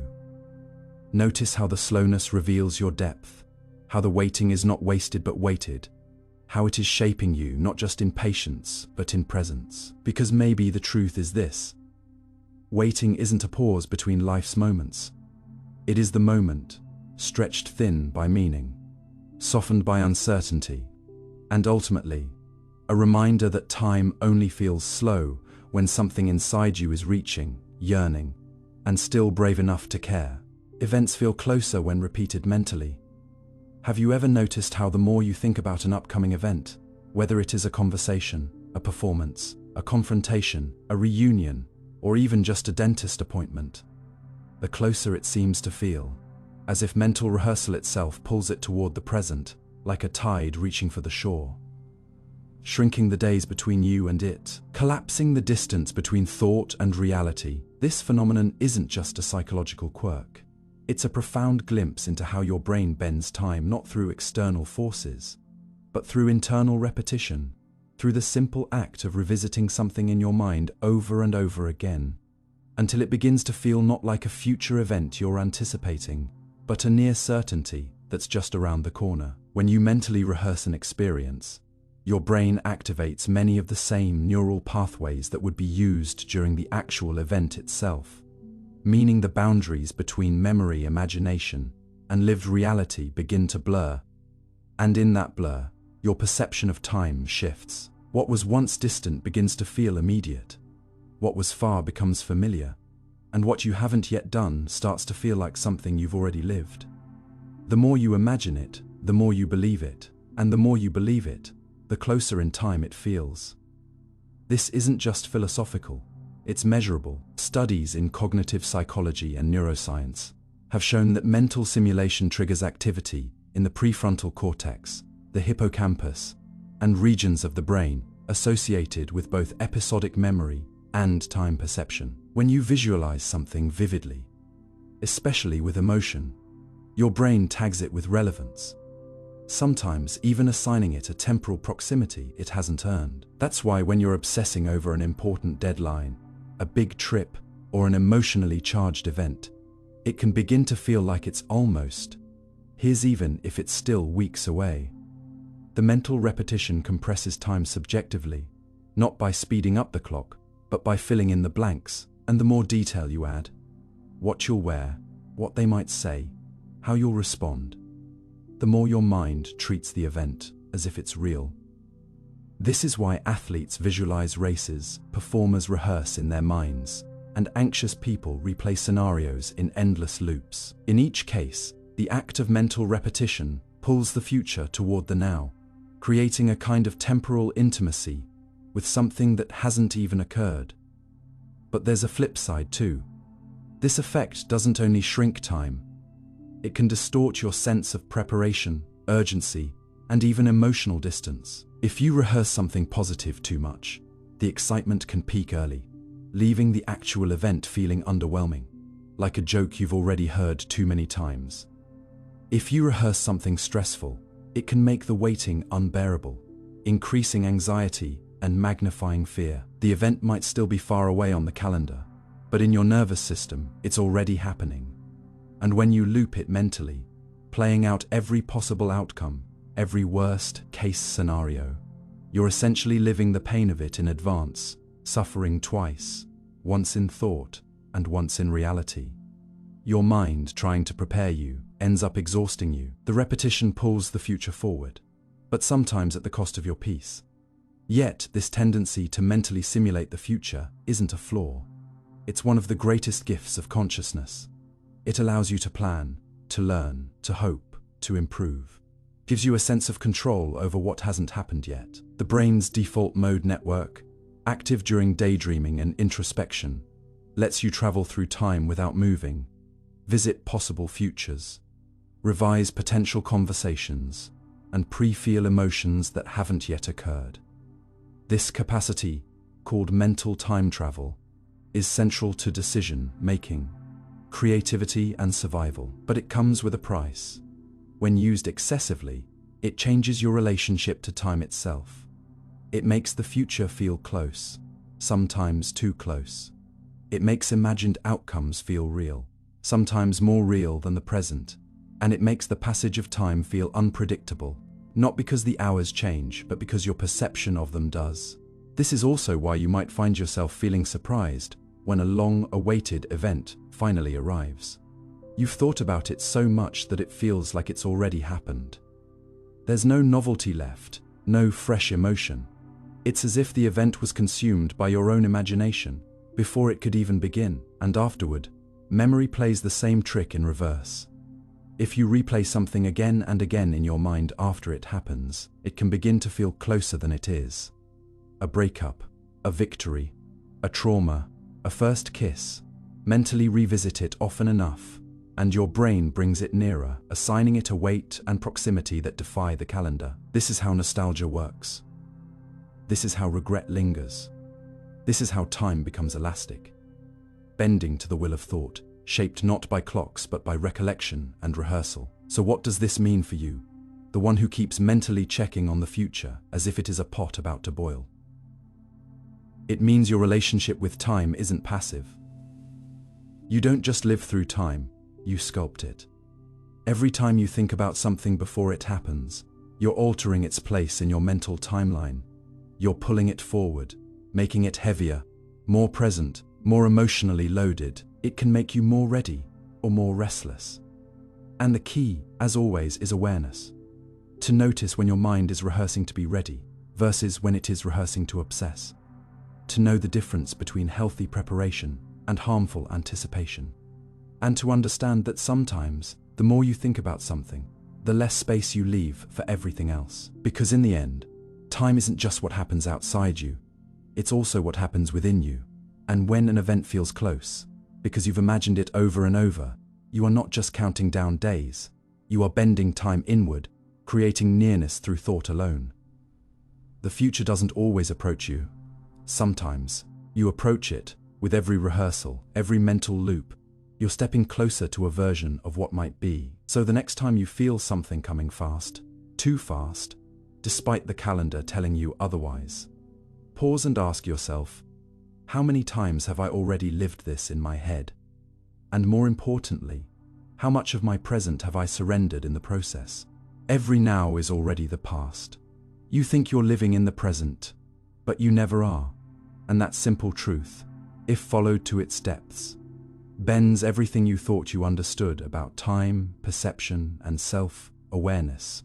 Because the very instant you say, now, the moment has already fled, already slipped out of reach, already entered the archive of the past, and what you're really experiencing is always a delayed reflection, a playback, not a live feed, a mind's best guess rendering of a world that's already moved on. Your consciousness is not wired for real time interaction with the universe, but instead operates on a delay so tiny that you never notice it, until you begin to ask how perception works, and why every decision, every movement, every sensation is always a response to something that has technically already happened. It's not a poetic idea or philosophical exaggeration, it's a measurable neurological fact. It takes time for your brain to process light, time for sound to be interpreted, time for your body to react. And in that space between what was and what you think is, lies the illusion of the present. You live, always, a few milliseconds behind the world. This strange delay starts with your senses. Light hits your eyes and must travel through the retina, processed by photoreceptors, sent through the optic nerve to the visual cortex, where a picture is assembled and interpreted. Not instantly, but after roughly 80 milliseconds. That's nearly a tenth of a second, where the image your brain presents as now is actually then. Sound, too, must vibrate through the air, strike the eardrum, travel into the cochlea, convert into neural impulses, and be interpreted by the auditory cortex. Touch, taste, smell. All of it takes time. Even the signals from your own muscles must traverse the nervous system and be reviewed by your mind's inner mirror before you become aware of them. And so, what you call the present is always a reconstruction, a mental collage of sensory information arriving at different speeds and being woven together into a seamless narrative that hides the delay. Your brain is, in a way, a brilliant liar, masking the lag, editing reality, like a film editor stitching frames together with perfect continuity, hoping you'll never notice the invisible cut between what is and what was. But what's more astonishing is how your brain compensates for this. It doesn't merely accept the delay, it tries to cheat it. Your visual system, for example, predicts where moving objects will be milliseconds into the future, so you see them where they're going, not where they were. When someone throws you a ball, you don't respond to where it is. You respond to where it will be, calculated by your mind's predictive engine. This process, called motion extrapolation, is how athletes intercept fast objects, how you track movement in a blur, how we navigate the world without constant collisions. Your mind lives in the past but thinks forward, using patterns and memory to forecast what the next instant will look like. It's a beautiful compromise, You never experience reality directly, but you experience a version close enough to act on and predictive enough to survive. This duality, always delayed, always forecasting, means the present you feel is a hallucinated convergence of what just happened and what your brain thinks is about to happen. Now consider how this shapes your experience of life. If the now is a fiction assembled after the fact, how real is your sense of presence? Is your experience of being in the moment anything more than an illusion built on delay and prediction? Meditation, mindfulness, and flow states often urge you to return to the present. But which present? The delayed perception your brain provides, the predicted moment your mind creates, or some ungraspable slice of time that doesn't exist at all? If you truly try to hold on to now, you'll find it's always already gone. By the time you notice this breath, this heartbeat, this thought, it has become memory. There is no pinning down the moment because the moment is never still. It's not a point in time but a moving average, a wave cresting and collapsing in the sea of perception. This also challenges your concept of free will. If you're responding to the past with actions based on predictions about the future, then where is your agency? Neuroscientific studies have found that decisions appear in brain activity before people are consciously aware of making them, suggesting that your sense of choosing may be more of a post hoc narrative than a real-time act of volition you act. And then your mind retrofits a story about why you acted. You move your hand, and milliseconds later, your consciousness says, "I decided to do that." But if your awareness comes after the action, are you the author or just the narrator of your life? And if so, who's actually in charge? Even Einstein, in his theory of relativity, showed that simultaneity is an illusion. What is now for you is not now for someone moving differently through space. Two observers, moving at different speeds, will disagree about what events happen at the same time. There is no universal present, only local interpretations of what counts as now. This dismantles the idea of a shared objective present moment. Each observer experiences a personal timeline, and thus a personal version of reality. You are not only behind your own senses, but also out of sync with every other consciousness in the universe. We live not in a single shared present, but in overlapping fields of subjective delay. So, what does this mean for how you live? It means that chasing the now, as if it were a thing you could grasp, is like trying to catch your own shadow. It means that what you consider the immediate, raw experience of life is always an echo, a projection pieced together after the fact. And yet, it also means something beautiful. Your perception is not a passive recording, but an active creation.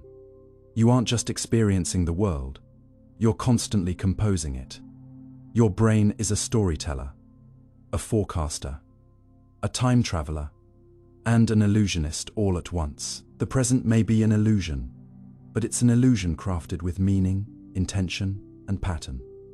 It's the best your mind can do, and it's usually good enough.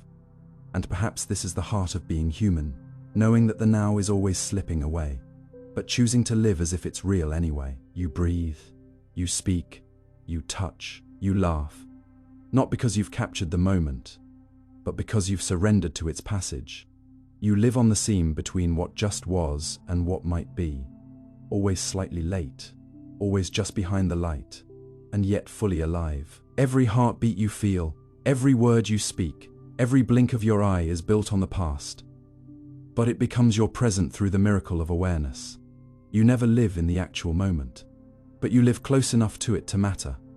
And in that closeness, in that beautiful delay, you find meaning, connection, and the strange, wondrous illusion of now. Memories change the past, you believe. You probably think your past is a fixed story, a solid timeline tucked safely behind you, untouchable and complete. But the truth is more fluid, more unsettling. The past you remember is not the past that happened, because every time you recall a memory, you change it, and in changing it, you rewrite the very history you use to define who you are. Your memories are not preserved files in a vault but living, breathing reconstructions, subject to edits, distortions, emotional rewrites, and unconscious omissions. And the unsettling paradox is this: that the moment you reach back into your mind to recall an event, you aren't retrieving the memory itself, but rebuilding it anew from scattered traces, blending fragments of truth with layers of interpretation, imagination, and bias. And in doing so, you quietly overwrite the original with this new version, which then becomes your latest memory of the past, not because you mean to lie to yourself, but because this is simply how the brain works. Memory is not a recording device, it is a storytelling machine, and you are both the audience and the author of a tale that shifts shape each time it's told. At the heart of this phenomenon is a process known as reconsolidation, a neurobiological mechanism that allows a memory, once recalled, to temporarily return to a malleable state before it is restored. During this window, which may last mere minutes or hours, the memory is vulnerable, open to suggestion, susceptible to contamination by current thoughts, new emotions, or even things you saw on television last night. And this means that every act of remembering is also, unintentionally, an act of editing. You don't just replay the past, you reimagine it. And this happens far more often, and with far more consequence, than you realize. Psychologists have demonstrated that people can be made to believe they experienced entire events that never happened. Being lost in a mall as a child, spilling a punch bowl at a wedding, meeting Bugs Bunny at Disneyland, all implanted through subtle suggestion and the natural malleability of memory. And if entire events can be fabricated with a little narrative scaffolding and social reinforcement, imagine how much your own memories, formed under stress, emotion, or repetition, have morphed without your permission. This isn't to say your memories are meaningless, far from it, but they are better understood not as archives of truth, but as maps, rough guides your brain draws to navigate meaning, not precision. When you think back to a birthday, a conversation, a heartbreak, or a victory, you are not time traveling to the event. You are visiting a representation filtered through who you are now, and that filter changes constantly. If today you feel regret, you will color that old memory differently than if you felt proud. If today you are in love, the past might seem warmer, more romantic. If today you are angry or betrayed, even joyful moments may feel shadowed in hindsight. You project your present self onto your past, reshaping the lens through which it is viewed. Not maliciously, not falsely, but inevitably. You aren't just remembering, you're relating, interpreting, narrating. This becomes even more profound when you realize that your identity, your very sense of self, is largely built upon memory. You tell yourself a story about who you are, based on what you remember. You think, I'm the kind of person who, and that belief is built on your personal history. But if your personal history is in flux, if it changes each time it's recalled, then your identity too is not fixed. You are not a solid self moving through time. You are a fluid narrative, shaped by shifting recollections, each one retold with slightly different details. This is why a person can reinvent themselves, not just in action, but in memory. It's why trauma survivors may not fully recall what happened until years later, or why siblings remember the same childhood so differently. It's not deception, it's construction, and sometimes it's protection. The emotional core of a memory, the feeling it left behind, can be more durable than the facts. Your brain encodes memories in various forms: semantic, facts, episodic, events, and emotional, how it felt. While the details may erode, the feeling often lingers. You may forget the exact words someone said when they left you, but you remember how it felt to be abandoned. You may forget what color the sky was on the day of a loss, but you remember the weight in your chest. And that emotional residue becomes part of the memory's identity, influencing how you remember it next time. If that emotion changes, through healing, understanding, forgiveness, the memory changes too. You quite literally change the past by changing how you feel about it. And this is both terrifying and liberating. You are not chained to the past as it was. You are free to reshape it into something that serves you, teaches you, strengthens you, or, if left unchecked, misleads you. This is why nostalgia can feel so bittersweet. Because it's not a return to what was, but a revisiting of what your mind wishes it was. It's a curated memory, polished by longing and shaped by distance. The further away an event drifts in time, the more room there is for imagination to fill in the gaps. We soften the edges, blur the pain, highlight the joy. Childhood, relationships, even entire eras take on a golden hue in memory that may never have existed in reality. And we believe these versions not because we are gullible, but because the brain prioritizes coherence over accuracy. It wants a story that makes sense, not one that is perfectly factual. It wants a past that justifies your present. But this power cuts both ways. Just as you can sweeten a bitter memory, you can also poison a sweet one. Rumination, guilt, shame. They are capable of rewriting once happy moments into sources of sorrow. A loving relationship may, after betrayal, retroactively feel like a lie. A proud accomplishment may, after burnout, feel hollow. And this retroactive recoding doesn't mean the original feelings were false. It just means the memory has been overwritten by a new emotional truth. You do not just remember what happened, you remember what it means to you now. In therapy, this understanding opens pathways for healing. By revisiting painful memories in safe, reflective contexts, people can change their emotional associations with those events, not erase them, but reinterpret them. Someone who once felt powerless might, in hindsight, see resilience. Someone who once felt shame might now see survival. This isn't self-deception, it's self-reclamation. It's acknowledging that if the past is a story your brain keeps telling, then you have some say in how it's told. And so the past you believe, the one you carry around, the one that informs your choices, relationships, fears, and dreams, is not a static archive, but a living manuscript. Each time you read it, you revise it. And in that revision lies both the danger of distortion and the gift of growth. You are not trapped by what once was. You are evolving through it. You are the author of a memory that is always becoming. And maybe that's what makes memory so human. Not its precision, but its poetry. You may never know exactly what happened, but you can choose what your memories mean. And in that choice, moment by moment, you change not only how you see the past, but who you become in the future.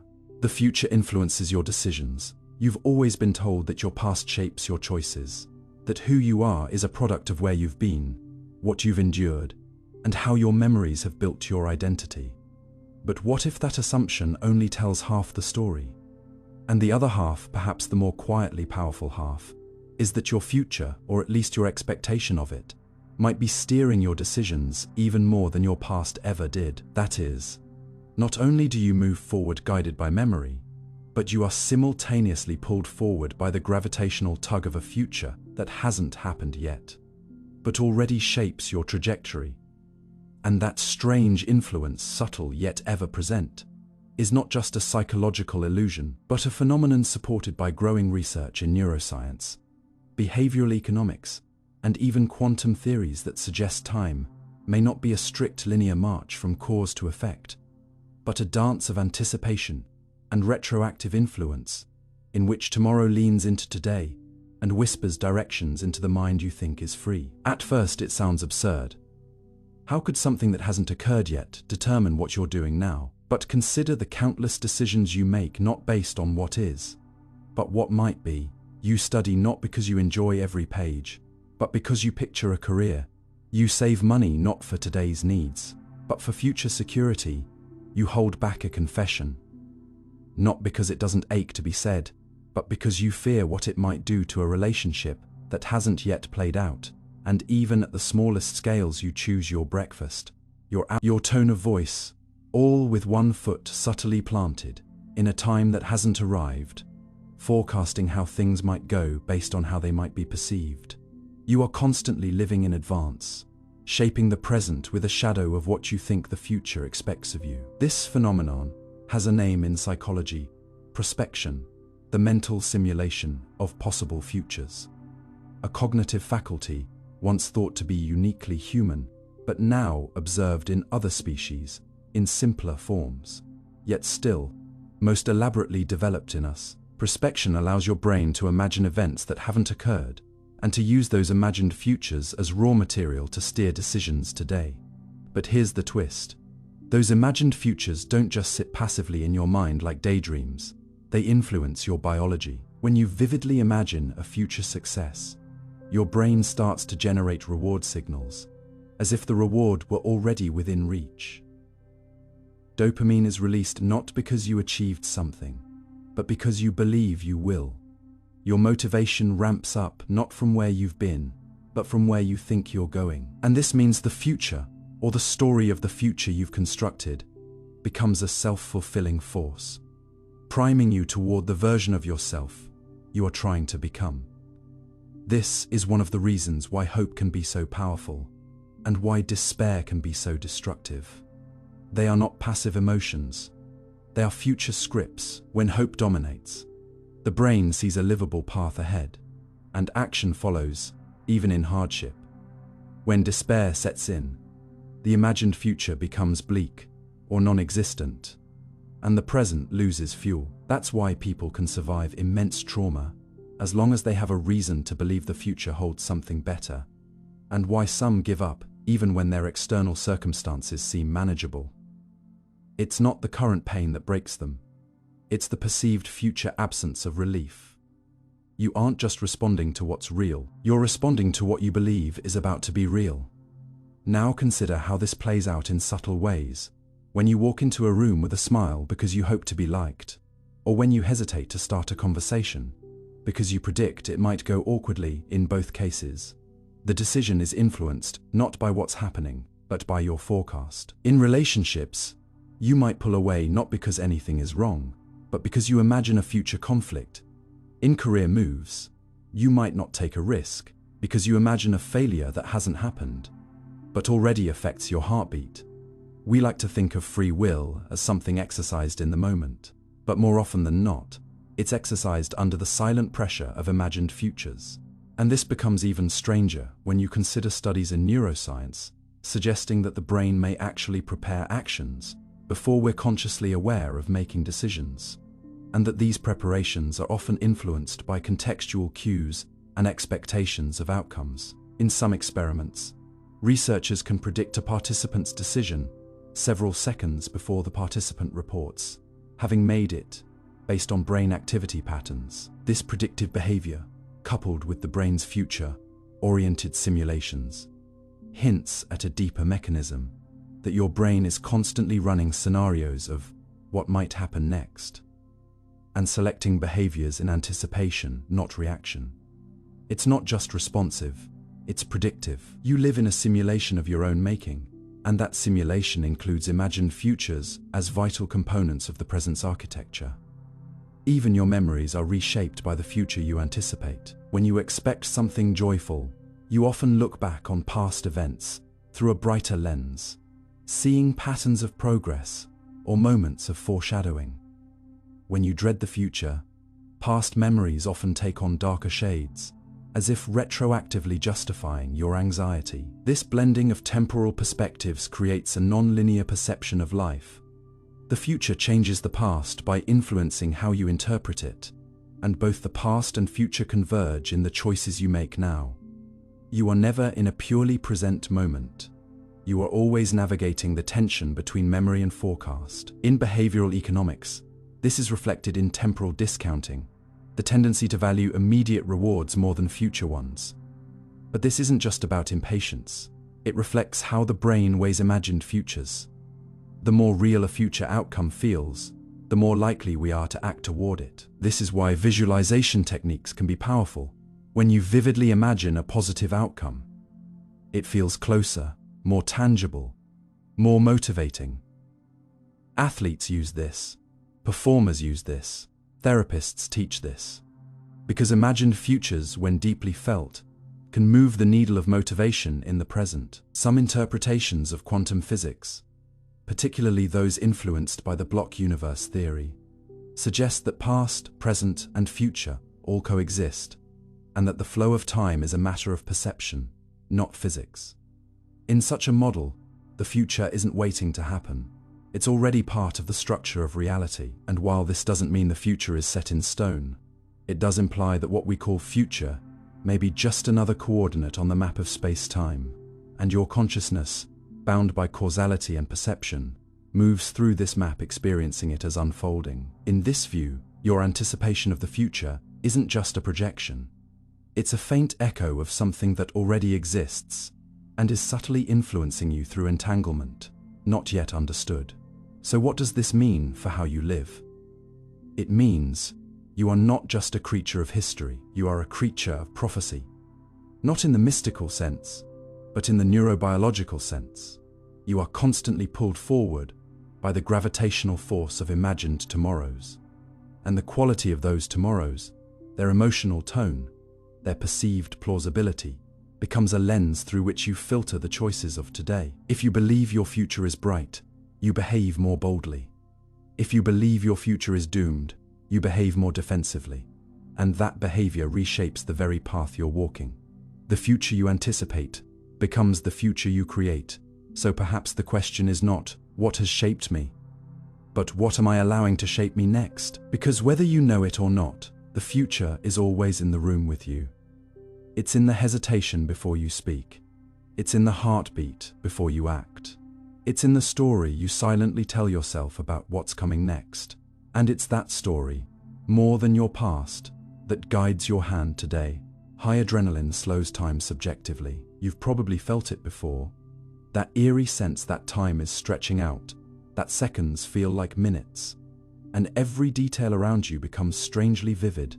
A car swerves in front of you, and you feel your heartbeat like a drum inside your skull as the world slows down just enough for you to react in ways you didn't know you were capable of.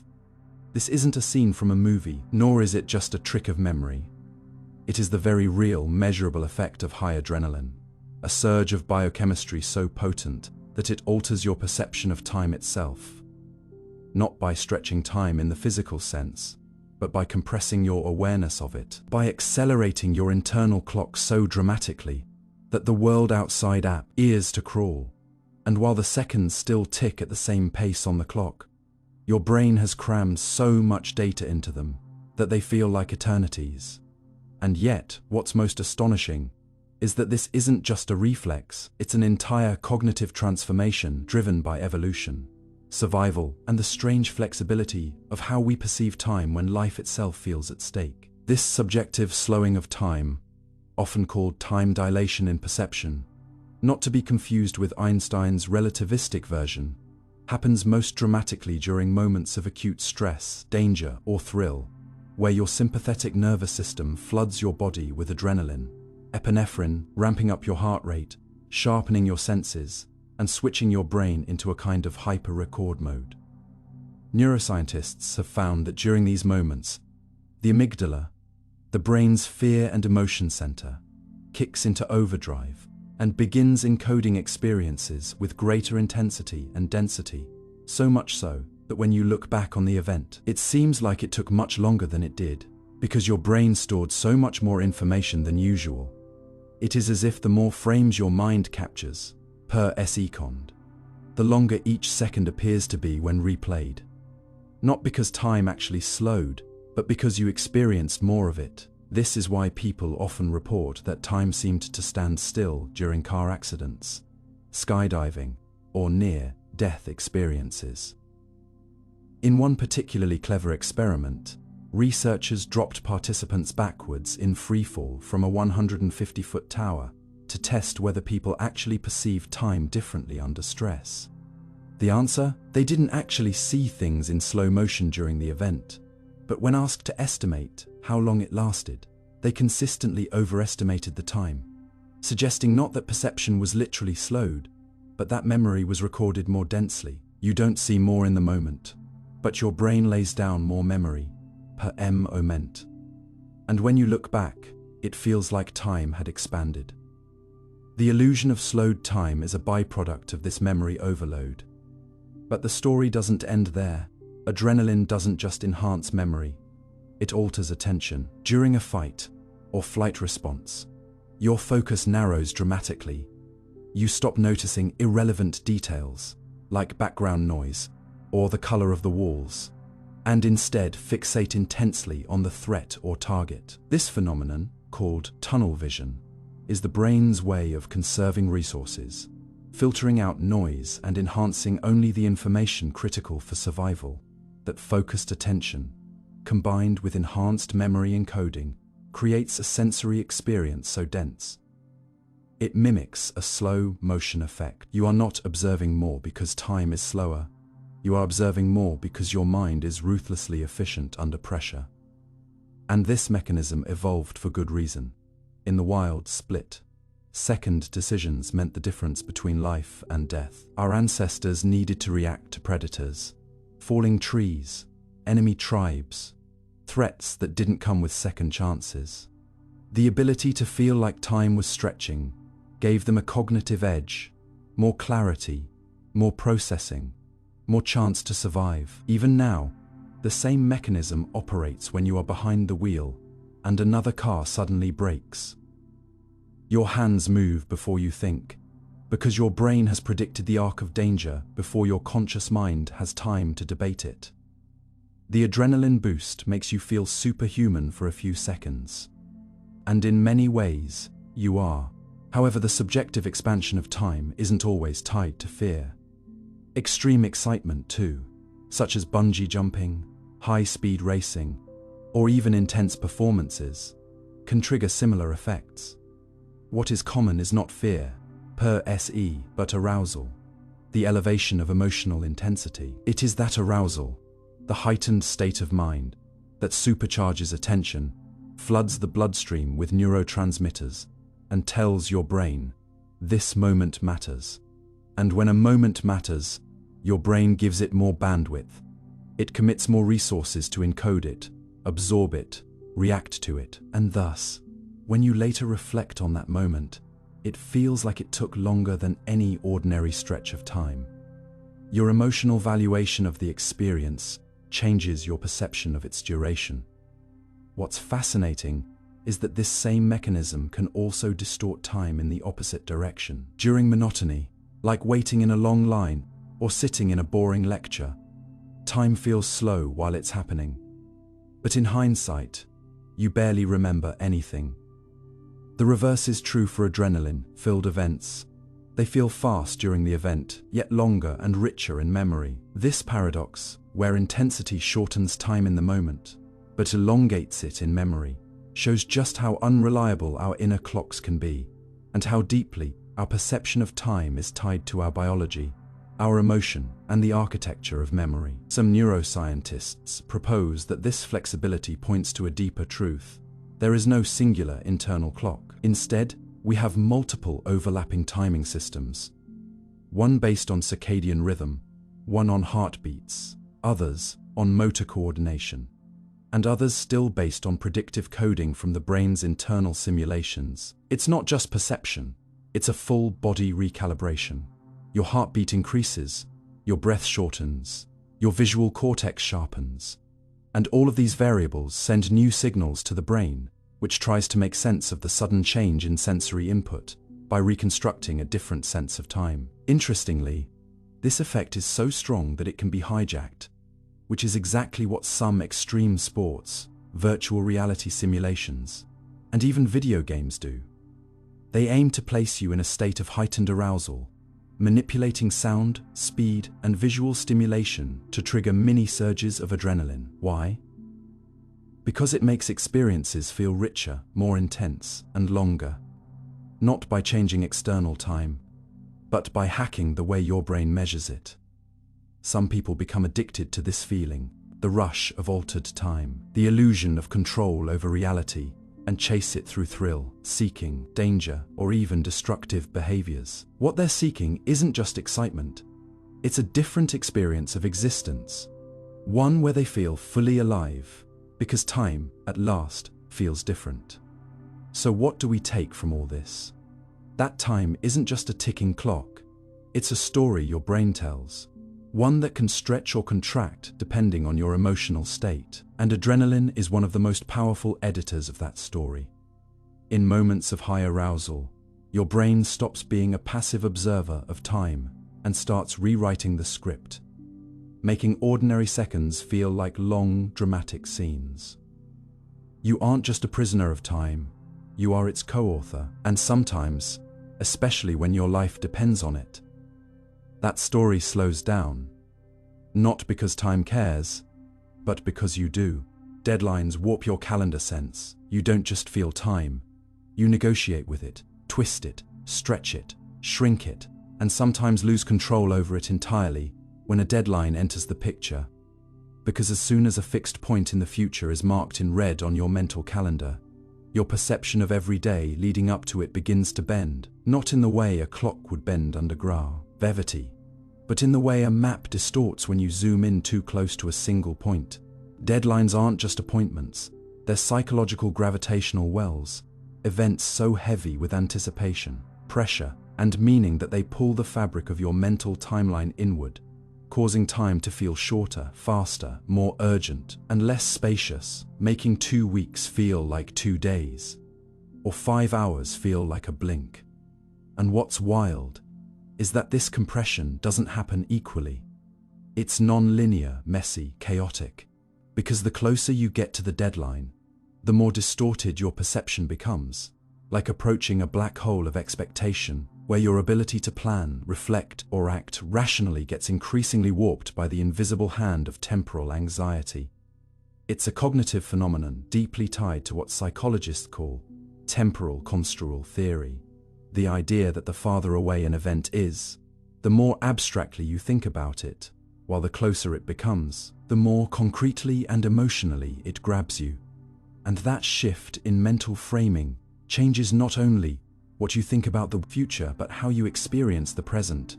When a deadline is distant, you imagine it in vague outlines, as a shape, a concept, a future version of yourself dealing with it eventually.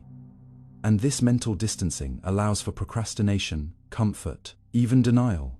But as time slips forward, and that deadline enters what researchers call your temporal window of immediacy, your entire cognitive landscape changes. Urgency rises, emotional pressure spikes, and your planning systems switch from abstract forethought to survival mode reactivity, and suddenly, it feels like time is collapsing inward and slipping away faster than you can catch it.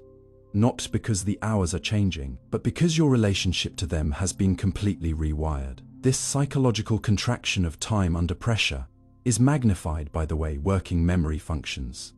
Your brain, when under stress, becomes overloaded, narrowing your attention to the most immediate and pressing stimuli, which means that the long stretches of time that you might normally fill with reflection, creativity, or strategic planning are instead hijacked by micro-decisions, interruptions, and a low-grade panic that eats away at your capacity to perceive time in its full breadth. It's as though your mind is so consumed with the now that the past and future get dimmed, and your sense of spaciousness, of having time, gets erased, replaced with a racing clock that always seems to be a few steps ahead of you, no matter how fast you run. And this isn't just a subjective feeling. Neuroscientific studies show that stress and urgency trigger changes in the prefrontal cortex, reducing long-term planning in favor of short-term response, which further reinforces the sensation that there isn't enough time, creating a feedback loop where pressure shrinks perception, and perception amplifies pressure. What's even more curious is that your sense of time doesn't just collapse before a deadline, it also warps after it. Once the deadline has passed, whether you met it or not, there's often a psychological release, a cognitive exhale, where time seems to expand again, like a rubber band that had been stretched to its limit, suddenly snapping back into place. This is why days after a big submission or life event often feel foggy, detached, or strangely slow. Not because you're recovering physically, but because your internal timekeeper is recalibrating after being under strain. Some describe this as a kind of temporal whiplash. One moment, every hour was critical, and every minute was counted. The next hours pass without you realizing where they went. The absence of urgency allows your brain to process time more broadly again, to take in peripheral experiences, to return to the flow of undistorted days. But perhaps the most insidious effect of deadlines is how they can distort your perception of the past. Because when we reflect on periods defined by deadlines, we often misremember how long we had, how we used it, and how we felt during it. This is known as the planning fallacy, the tendency to underestimate how long a task will take and overestimate how efficiently we'll use the time we have, and deadlines are its playground. You may tell yourself, "I have 2 full weeks," but that phrase rarely accounts for unexpected events, cognitive fatigue, distractions, or the inevitable spikes in stress that reduce your actual productive hours to a fraction of that time. And later, when you remember the project, your mind compresses the entire experience into the last few frantic hours, giving the illusion that it all happened so fast, not because it did, but because your memory of time is shaped by emotion, not by clocks. This leads to a haunting realization: your calendar sense is emotional, not logical. The blocks of time you see on a digital schedule or a wall planner are neutral, evenly spaced, but your experience of those blocks is anything but. Some days feel infinite, others vanish in a flash, and deadlines act like emotional detonators planted at fixed intervals, each one sending ripples of tension backward and forward through your timeline, affecting not just the moment they're due, but the entire emotional texture of the weeks surrounding them. This is why the same task can feel radically different depending on the deadline attached to it. Not because the work changed, but because your temporal context did. And yet, despite all this, we continue to rely on deadlines, not just in work, but in school, relationships, goals, and even self-worth. They serve a purpose. They give structure. They force decisions. They create closure. But they also warp reality, compressing our perception of time into tighter and tighter funnels, often leaving us exhausted, disoriented, and wondering where the time went. Some have proposed alternatives: soft deadlines, milestone-based progress, intention-driven planning. But the psychological power of a looming fixed point remains hard to replicate. There is something about a deadline that demands attention in a way nothing else quite does. And with it comes all the strange distortions in how we experience the passing of time. So the next time you catch yourself thinking, "That deadline is 2 weeks away. I have plenty of time," pause and consider that this feeling itself may be misleading. Your mind, trying to protect you from stress, offers you false spaciousness. But as the deadline grows closer, that illusion collapses, and you may find yourself trapped in a shrinking tunnel of urgency that consumes every ounce of clarity you thought you had. Understanding this pattern and the way it bends your perception won't eliminate the pressure, but it might give you a tool to fight it: awareness. Because the more aware you are of how deadlines warp your calendar sense, the more you can resist their distortions. And maybe, just maybe, take back some control over the time you thought was slipping away. Time feels shorter when you're focused. You may not notice it while it's happening, but sometimes entire hours can vanish without a trace.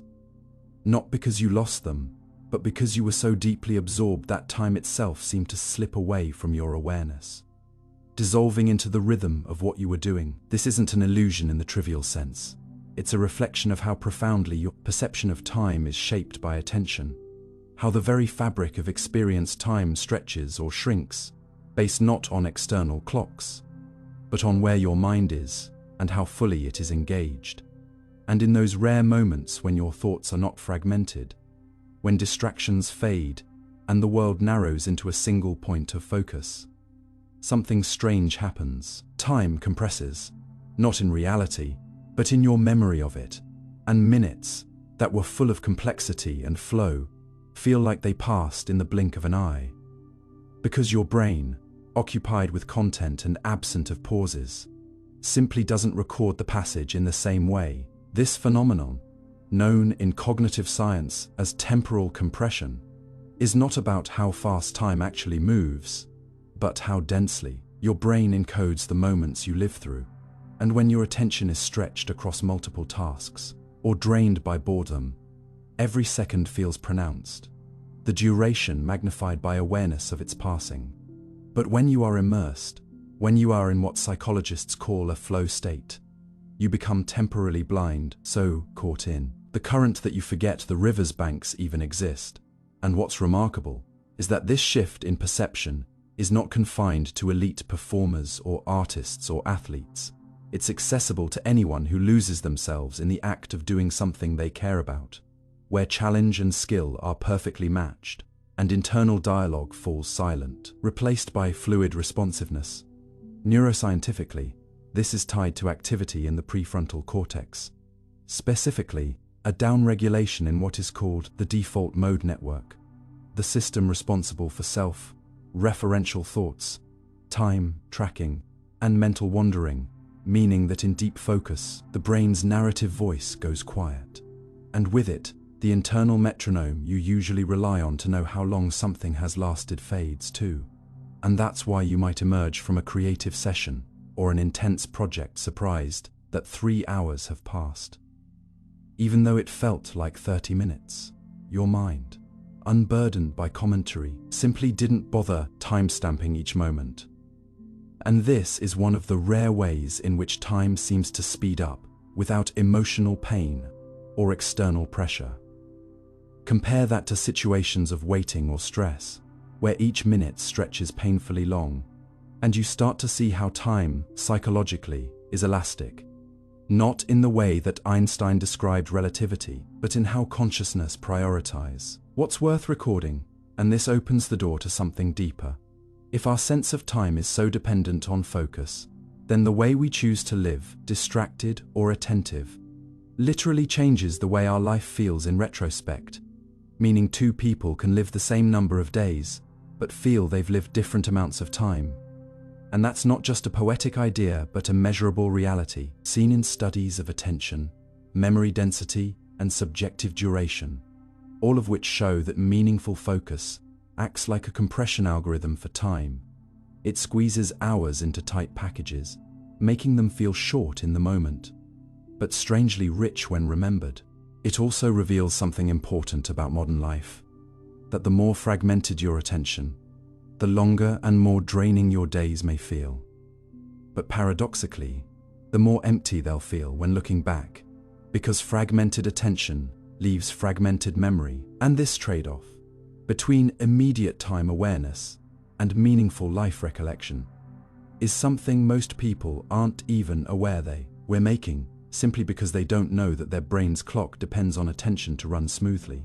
And so, when you wonder why vacations feel long but busy work weeks feel short, or why childhood summers seem to last forever, but adult years fly by unnoticed, it often comes down to the richness of attention and the novelty of engagement, which build the scaffolding your memory uses to measure the past.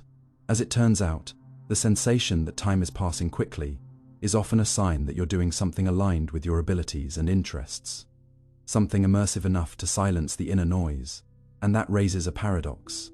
The moments that feel the shortest can be the most meaningful, and the moments that feel endless are often the ones we least want to relive. And so the question becomes not, how do I make time pass more slowly? But how do I make it full enough to matter, even if it passes quickly? Because in the end, the length of your life as you remember it is not determined by your heartbeat or calendar, but by how deeply you paid attention to each moment as it happened. Or more precisely, how much of your mind was present to witness it. Time feels faster when routine increases. You may not realize it while you're living through it, but the more familiar your days become, the faster they seem to pass, as if time itself accelerates in the presence of routine, slipping past unnoticed like scenery outside a train window that's going too fast to focus on. This isn't just a poetic feeling or an illusion of nostalgia. It's a well-documented phenomenon, cognitive neuroscience that reveals how your brain processes and encodes experience, and how the lack of novelty, variety, and emotional salience shrinks the perception of time, both during the moment and in memory.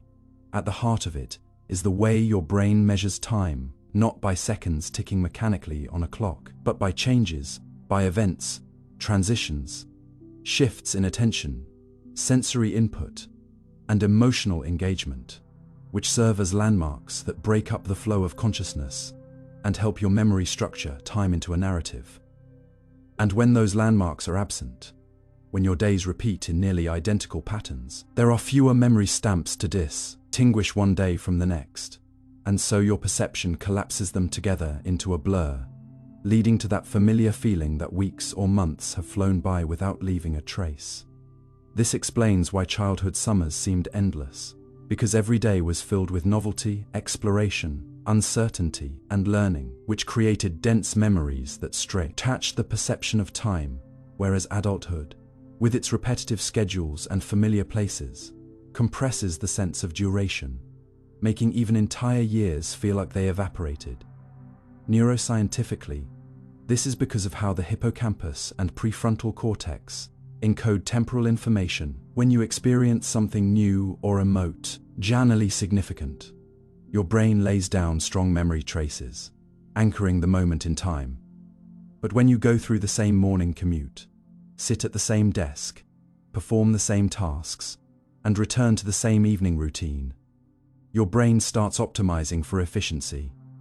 It skips detailed encoding and switches to what's known as chunking, treating whole spans of time as a single unit, which results in fewer unique memory events. And so, in hindsight, those stretches of life appear shorter. And that's the paradox. The more stable your life becomes, the faster it seems to disappear. Not because it's literally moving faster, but because your brain is recording less of it, and this has deep implications. Not just for how we perceive time, but for how we design our lives, because it suggests that the key to making time feel fuller is not necessarily about doing more, but about introducing variation, purpose, and presence into what we do, even if we do it often.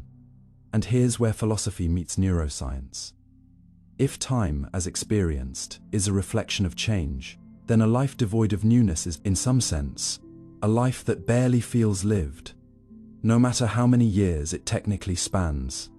And that invites a powerful question: are you truly living your days? Or are you replaying them on loop, mistaking repetition for safety while time vanishes behind the curtain of familiarity? Because while routine offers comfort, it also offers invisibility.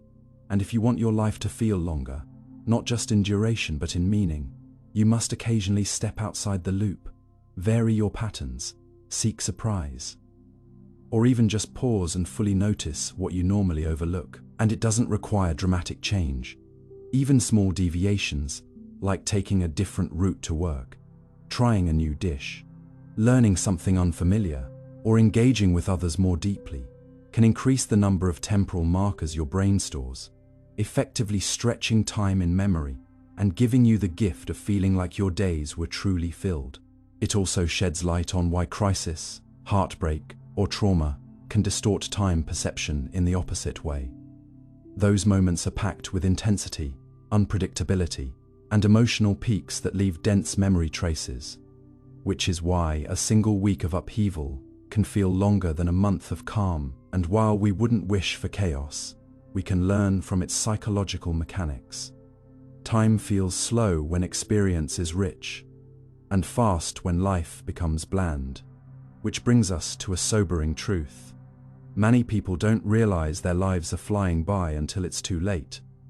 Until they look back and see a decade reduced to a handful of remembered moments, because everything else was routine. And that's not because their time was worthless, but because their attention was not engaged, their presence not anchored, and their memories not given a reason to form.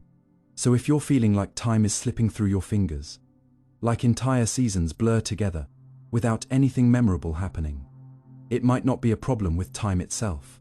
It might be that you're not giving it enough shape, not feeding your consciousness the variety it needs to stretch each hour. And this is not about rejecting stability or routine, but about being mindful of its effects and consciously balancing it with the unexpected, the meaningful, and the new, because in the end, the sensation of time is not handed to you. It's built by your experiences. And when those experiences repeat too smoothly, too predictably, your brain simply files them away without much comment, leaving you with the haunting feeling that life has become a fast-forward reel of indistinguishable days. And so the question is not just, how do I slow down time, but how do I design a life that feels worth remembering? Because the clock may tick at a constant rate, but the richness of your lived time is entirely up to you. Jet lag alters your biological time. You may think time is just what the clock says, but your body tells a different story. Because deep within your brain, behind your thoughts and beneath your awareness, a silent clock is ticking, one that doesn't care about your wristwatch, your calendar, or even the sunrise. And this inner clock, the circadian rhythm, is what truly governs your experience of time, regulating when you feel alert or sleepy, hungry or full, energetic or drained. And when you disrupt this biological timekeeper, as you do with jet lag, you don't just feel tired, you fall out of sync with your own reality, as if your body is living in one world while your surroundings belong to another. Jet lag is not merely about traveling across time zones. It is the experience of temporal dissonance, where your internal rhythm, shaped by millions of years of adaptation to Earth's natural light-dark cycles, collides with the artificial timelines imposed by modern life. And suddenly, the sun rises when your body expects darkness. Food arrives when your metabolism is unprepared, and sleep eludes you even though you're exhausted, because your physiology, your hormones, and even your cellular processes are still living in yesterday. At its core, jet lag reveals a stunning truth. Time is not just external.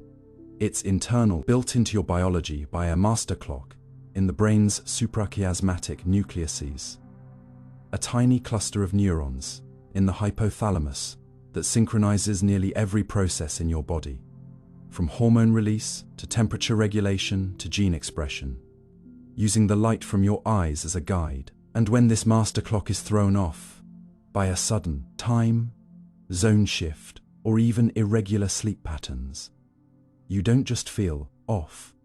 You experience a temporary collapse of internal order, a biological rebellion against the world outside, which is why jet lag can feel like more than fatigue.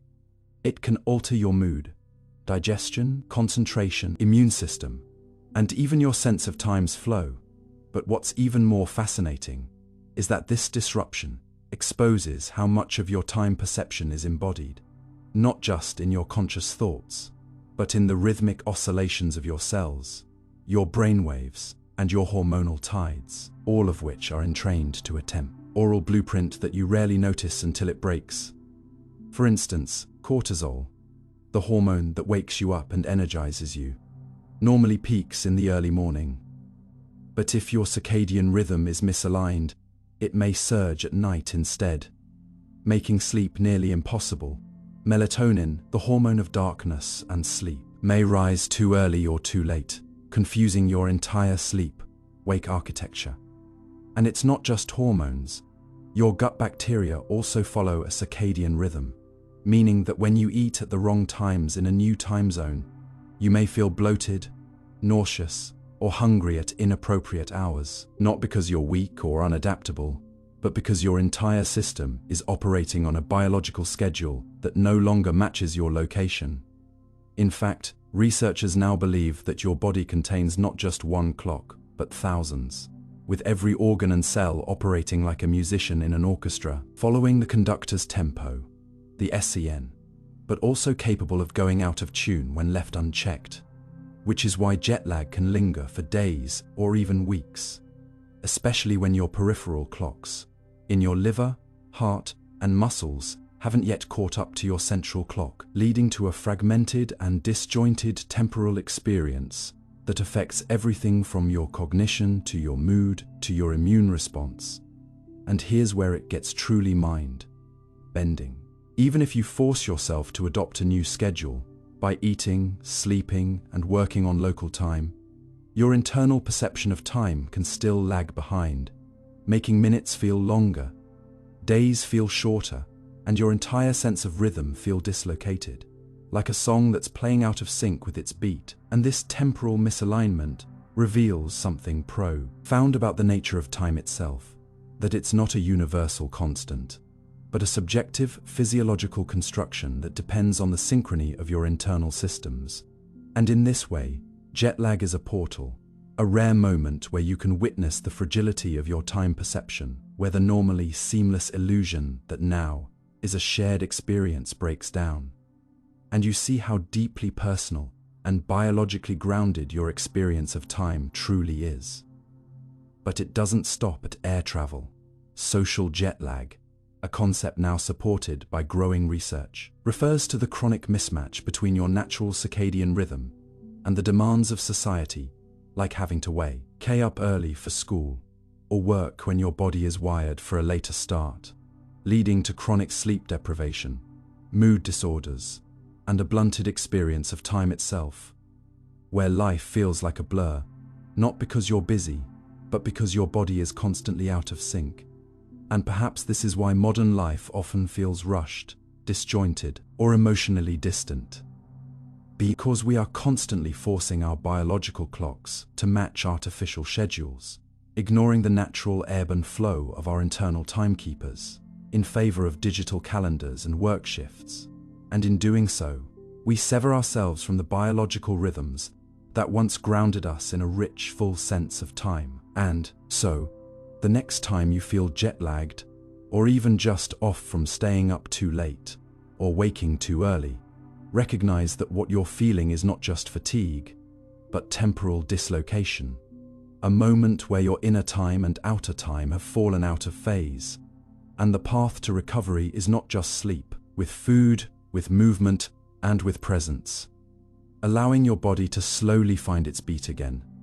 And in that process lies a hidden wisdom. That time, as you live it, is not just about clocks or calendars. It's about alignment. And when your biology is aligned with your behavior, time feels smoother, richer, and more alive. But when that alignment is lost, even momentarily, you begin to see the hidden machinery behind your sense of time, the oscillations, the pulses, the patterns, and you realize that time is not something you move through, but something your body creates, negotiates, and navigates moment by moment. And maybe that's the deeper lesson of jet lag, not just that time zones are hard on travelers, but that your entire sense of time is a negotiation between the external world and your internal state. And to truly live in time, to feel it, to stretch it, to remember it, you must honor the rhythms that make you human, because without them, time itself becomes alien, disjointed, and hollow, like a song whose melody you can no longer feel. Sleep cycles are tied to light. When you close your eyes and drift into sleep, you might think you're simply surrendering to rest. But what you're actually doing is syncing with one of the oldest rhythms life has ever known. A silent dance with light, choreographed by evolution over millions of years. Sleep isn't just about tiredness, it's about timing. And at the heart of that timing is light.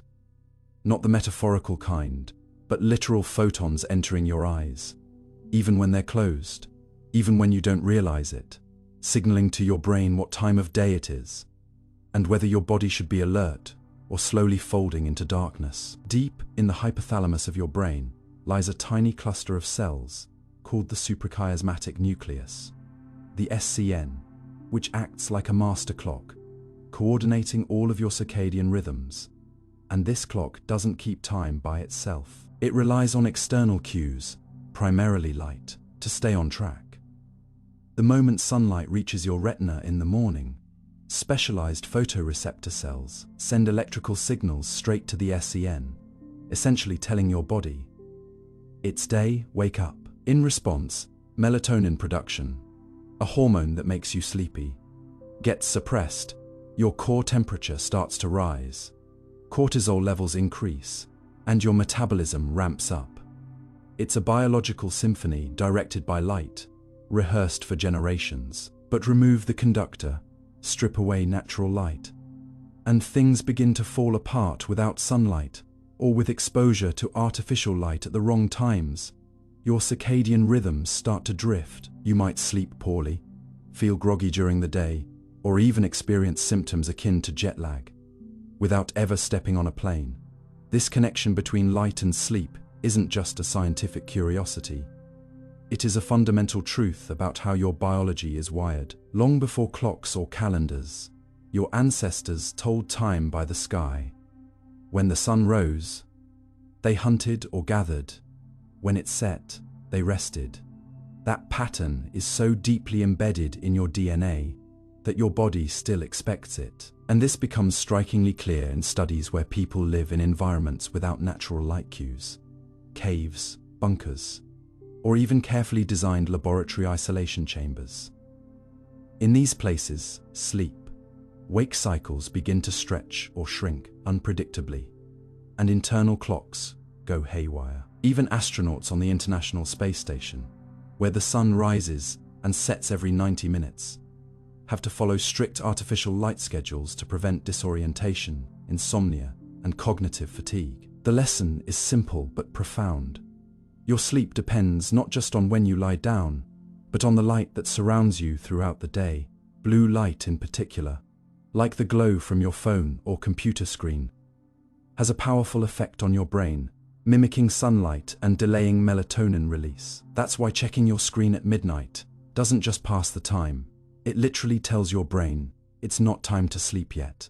Understanding this dance with light reveals why shift workers often suffer from sleep disorders, or why people living far from the equator, where day length fluctuates dramatically, experience seasonal mood changes and disturbed rest. It also explains why jet lag hits so hard.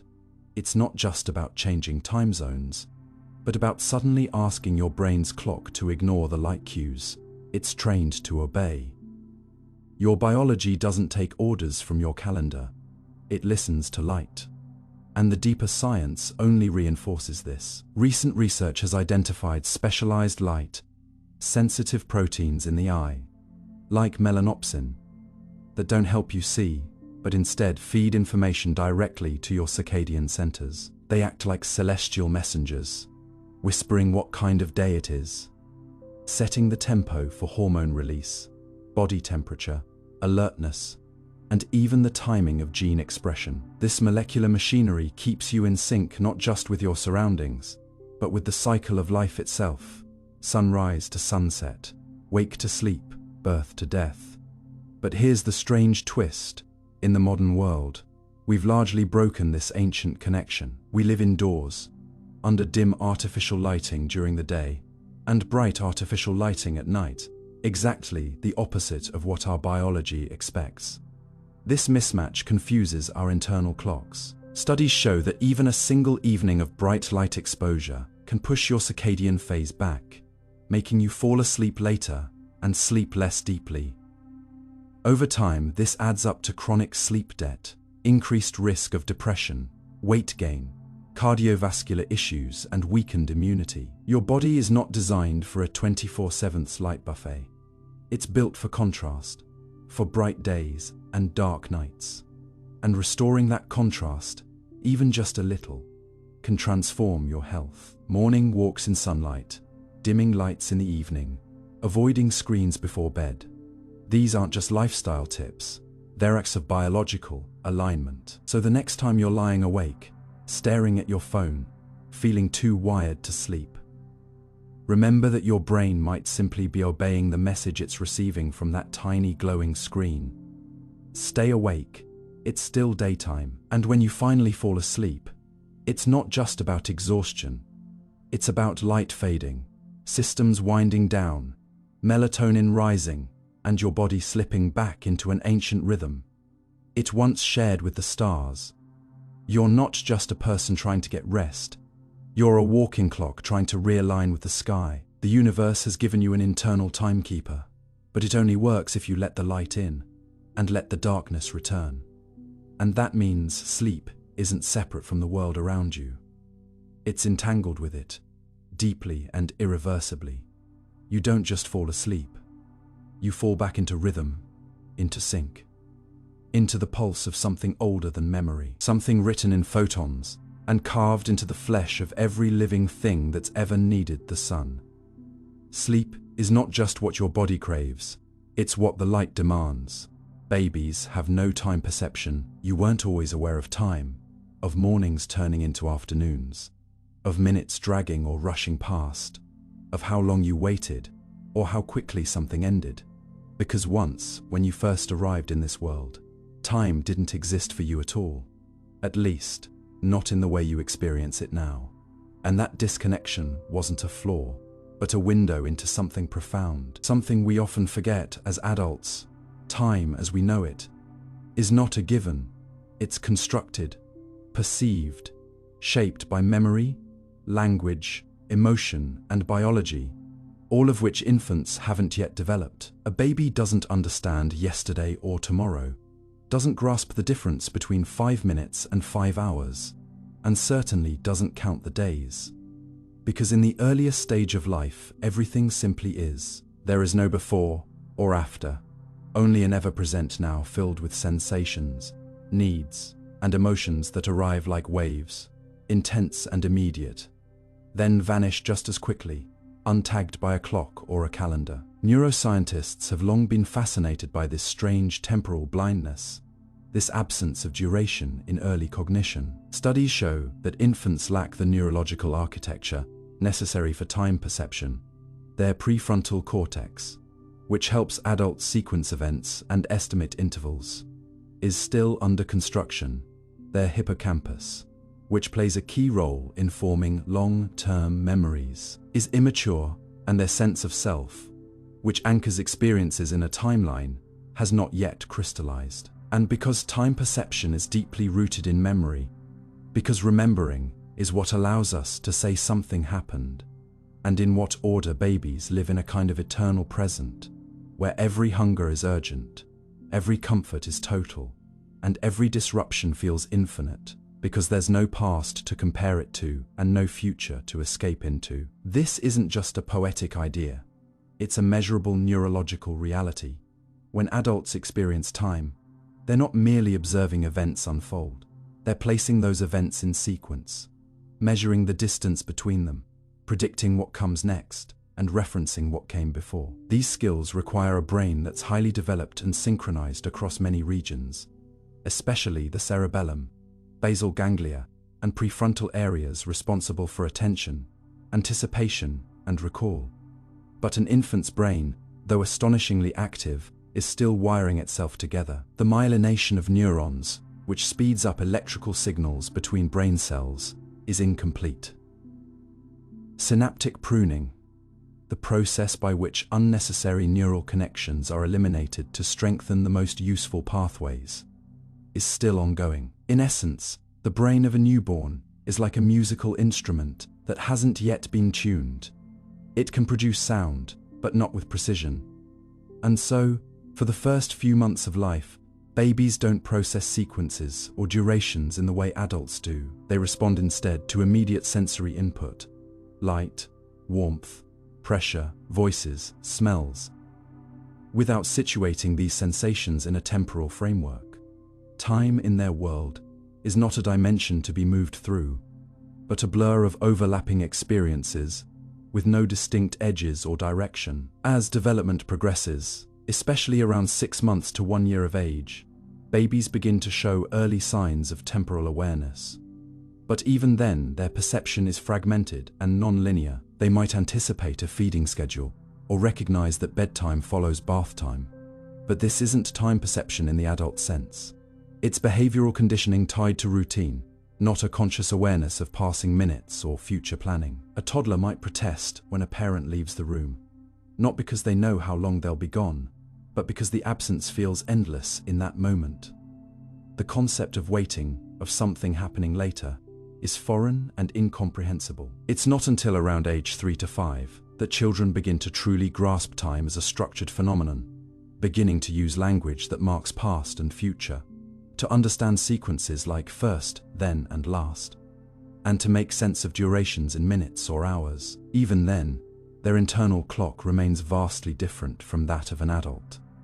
For young children, time can still stretch and shrink dramatically based on attention, novelty, and emotional intensity. A day at the amusement park may feel eternal, while a boring hour in a waiting room may seem like a lifetime. It takes years of lived experience, of associating feelings with durations, of building memories with timestamps, for the adult brain's sense of time to fully emerge. This gradual awakening to time is one of the most overlooked yet profound transformations of human development. It parallels the emergence of self, awareness, language, and memory. In fact, time and self are deeply entangled. You can't remember your earliest days, not just because of memory limitations, but because your mind had no anchor to hold those experiences in a meaningful sequence.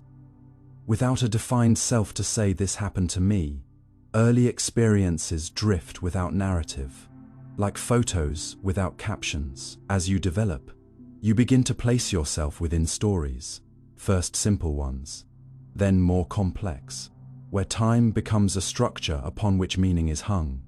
The transition from a timeless consciousness to a temporal one is, in many ways, the birth of identity. And yet, something is lost in the process. Adults become so bound by time, so constrained by schedules, regrets, deadlines, and futures, that they often forget what it felt like to be outside of it, to simply exist, unburdened by memory or expectation. This is why the idea of living in the moment is so powerful yet so elusive. It's not just a mindfulness cliché, it's a nostalgic longing for a mental state we once had. One we didn't even know we were in at the time.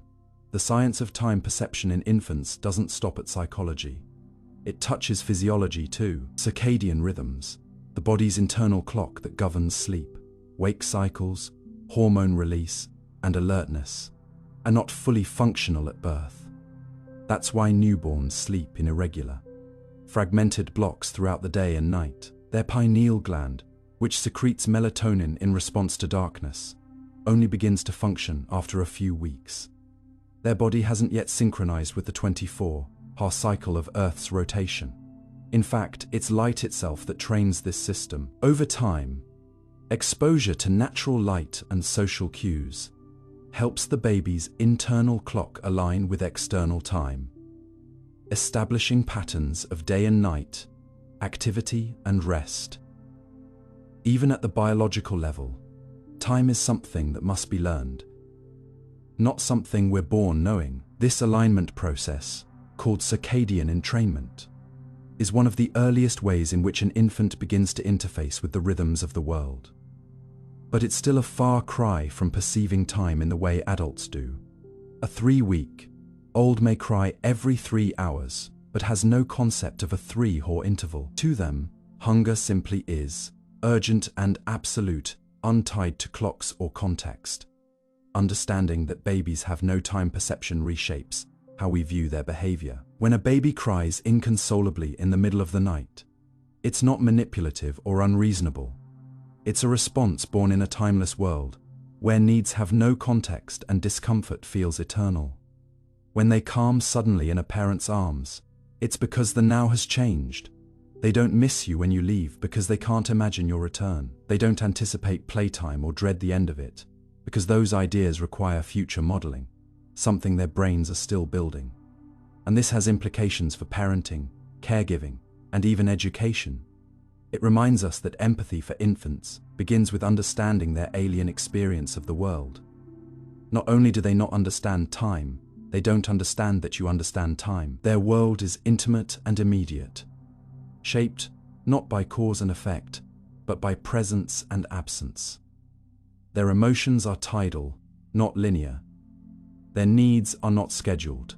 They simply emerge, peak, and resolve. And yet, as we grow older, we forget this strange origin. We start treating time as something objective, measurable, fixed, like a ruler we all agree on. But time in the human mind is anything but objective. It bends with boredom, speeds with joy, stretches with suffering, and loops with memory. Infants remind us of this flexibility, not by manipulating time, but by existing outside its frame. They are a mirror of the brain before it becomes temporal, a glimpse of what consciousness looks like before it's confined to a timeline.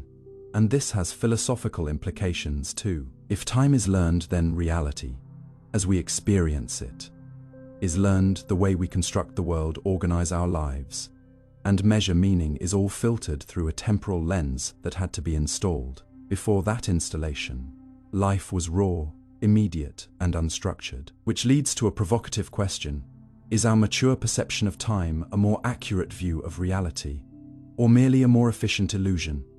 Perhaps this is why so many spiritual and philosophical traditions speak of transcending time, of returning to a timeless awareness where the boundaries of past, present, and future blur.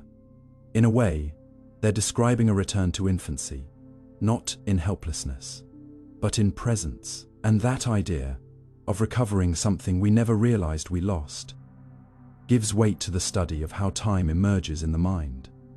It's not just a developmental milestone, it's a metamorphosis of consciousness itself, one that turns sensation into story, moment into memory, and existence into experience. And so, the next time you see a baby staring blankly into space, unbothered by clocks, unaware of schedules, lost in a moment that doesn't even register as a moment, you're not just witnessing innocence, you're witnessing a consciousness untouched by time, a reminder of where you came from, and perhaps where your mind longs to return.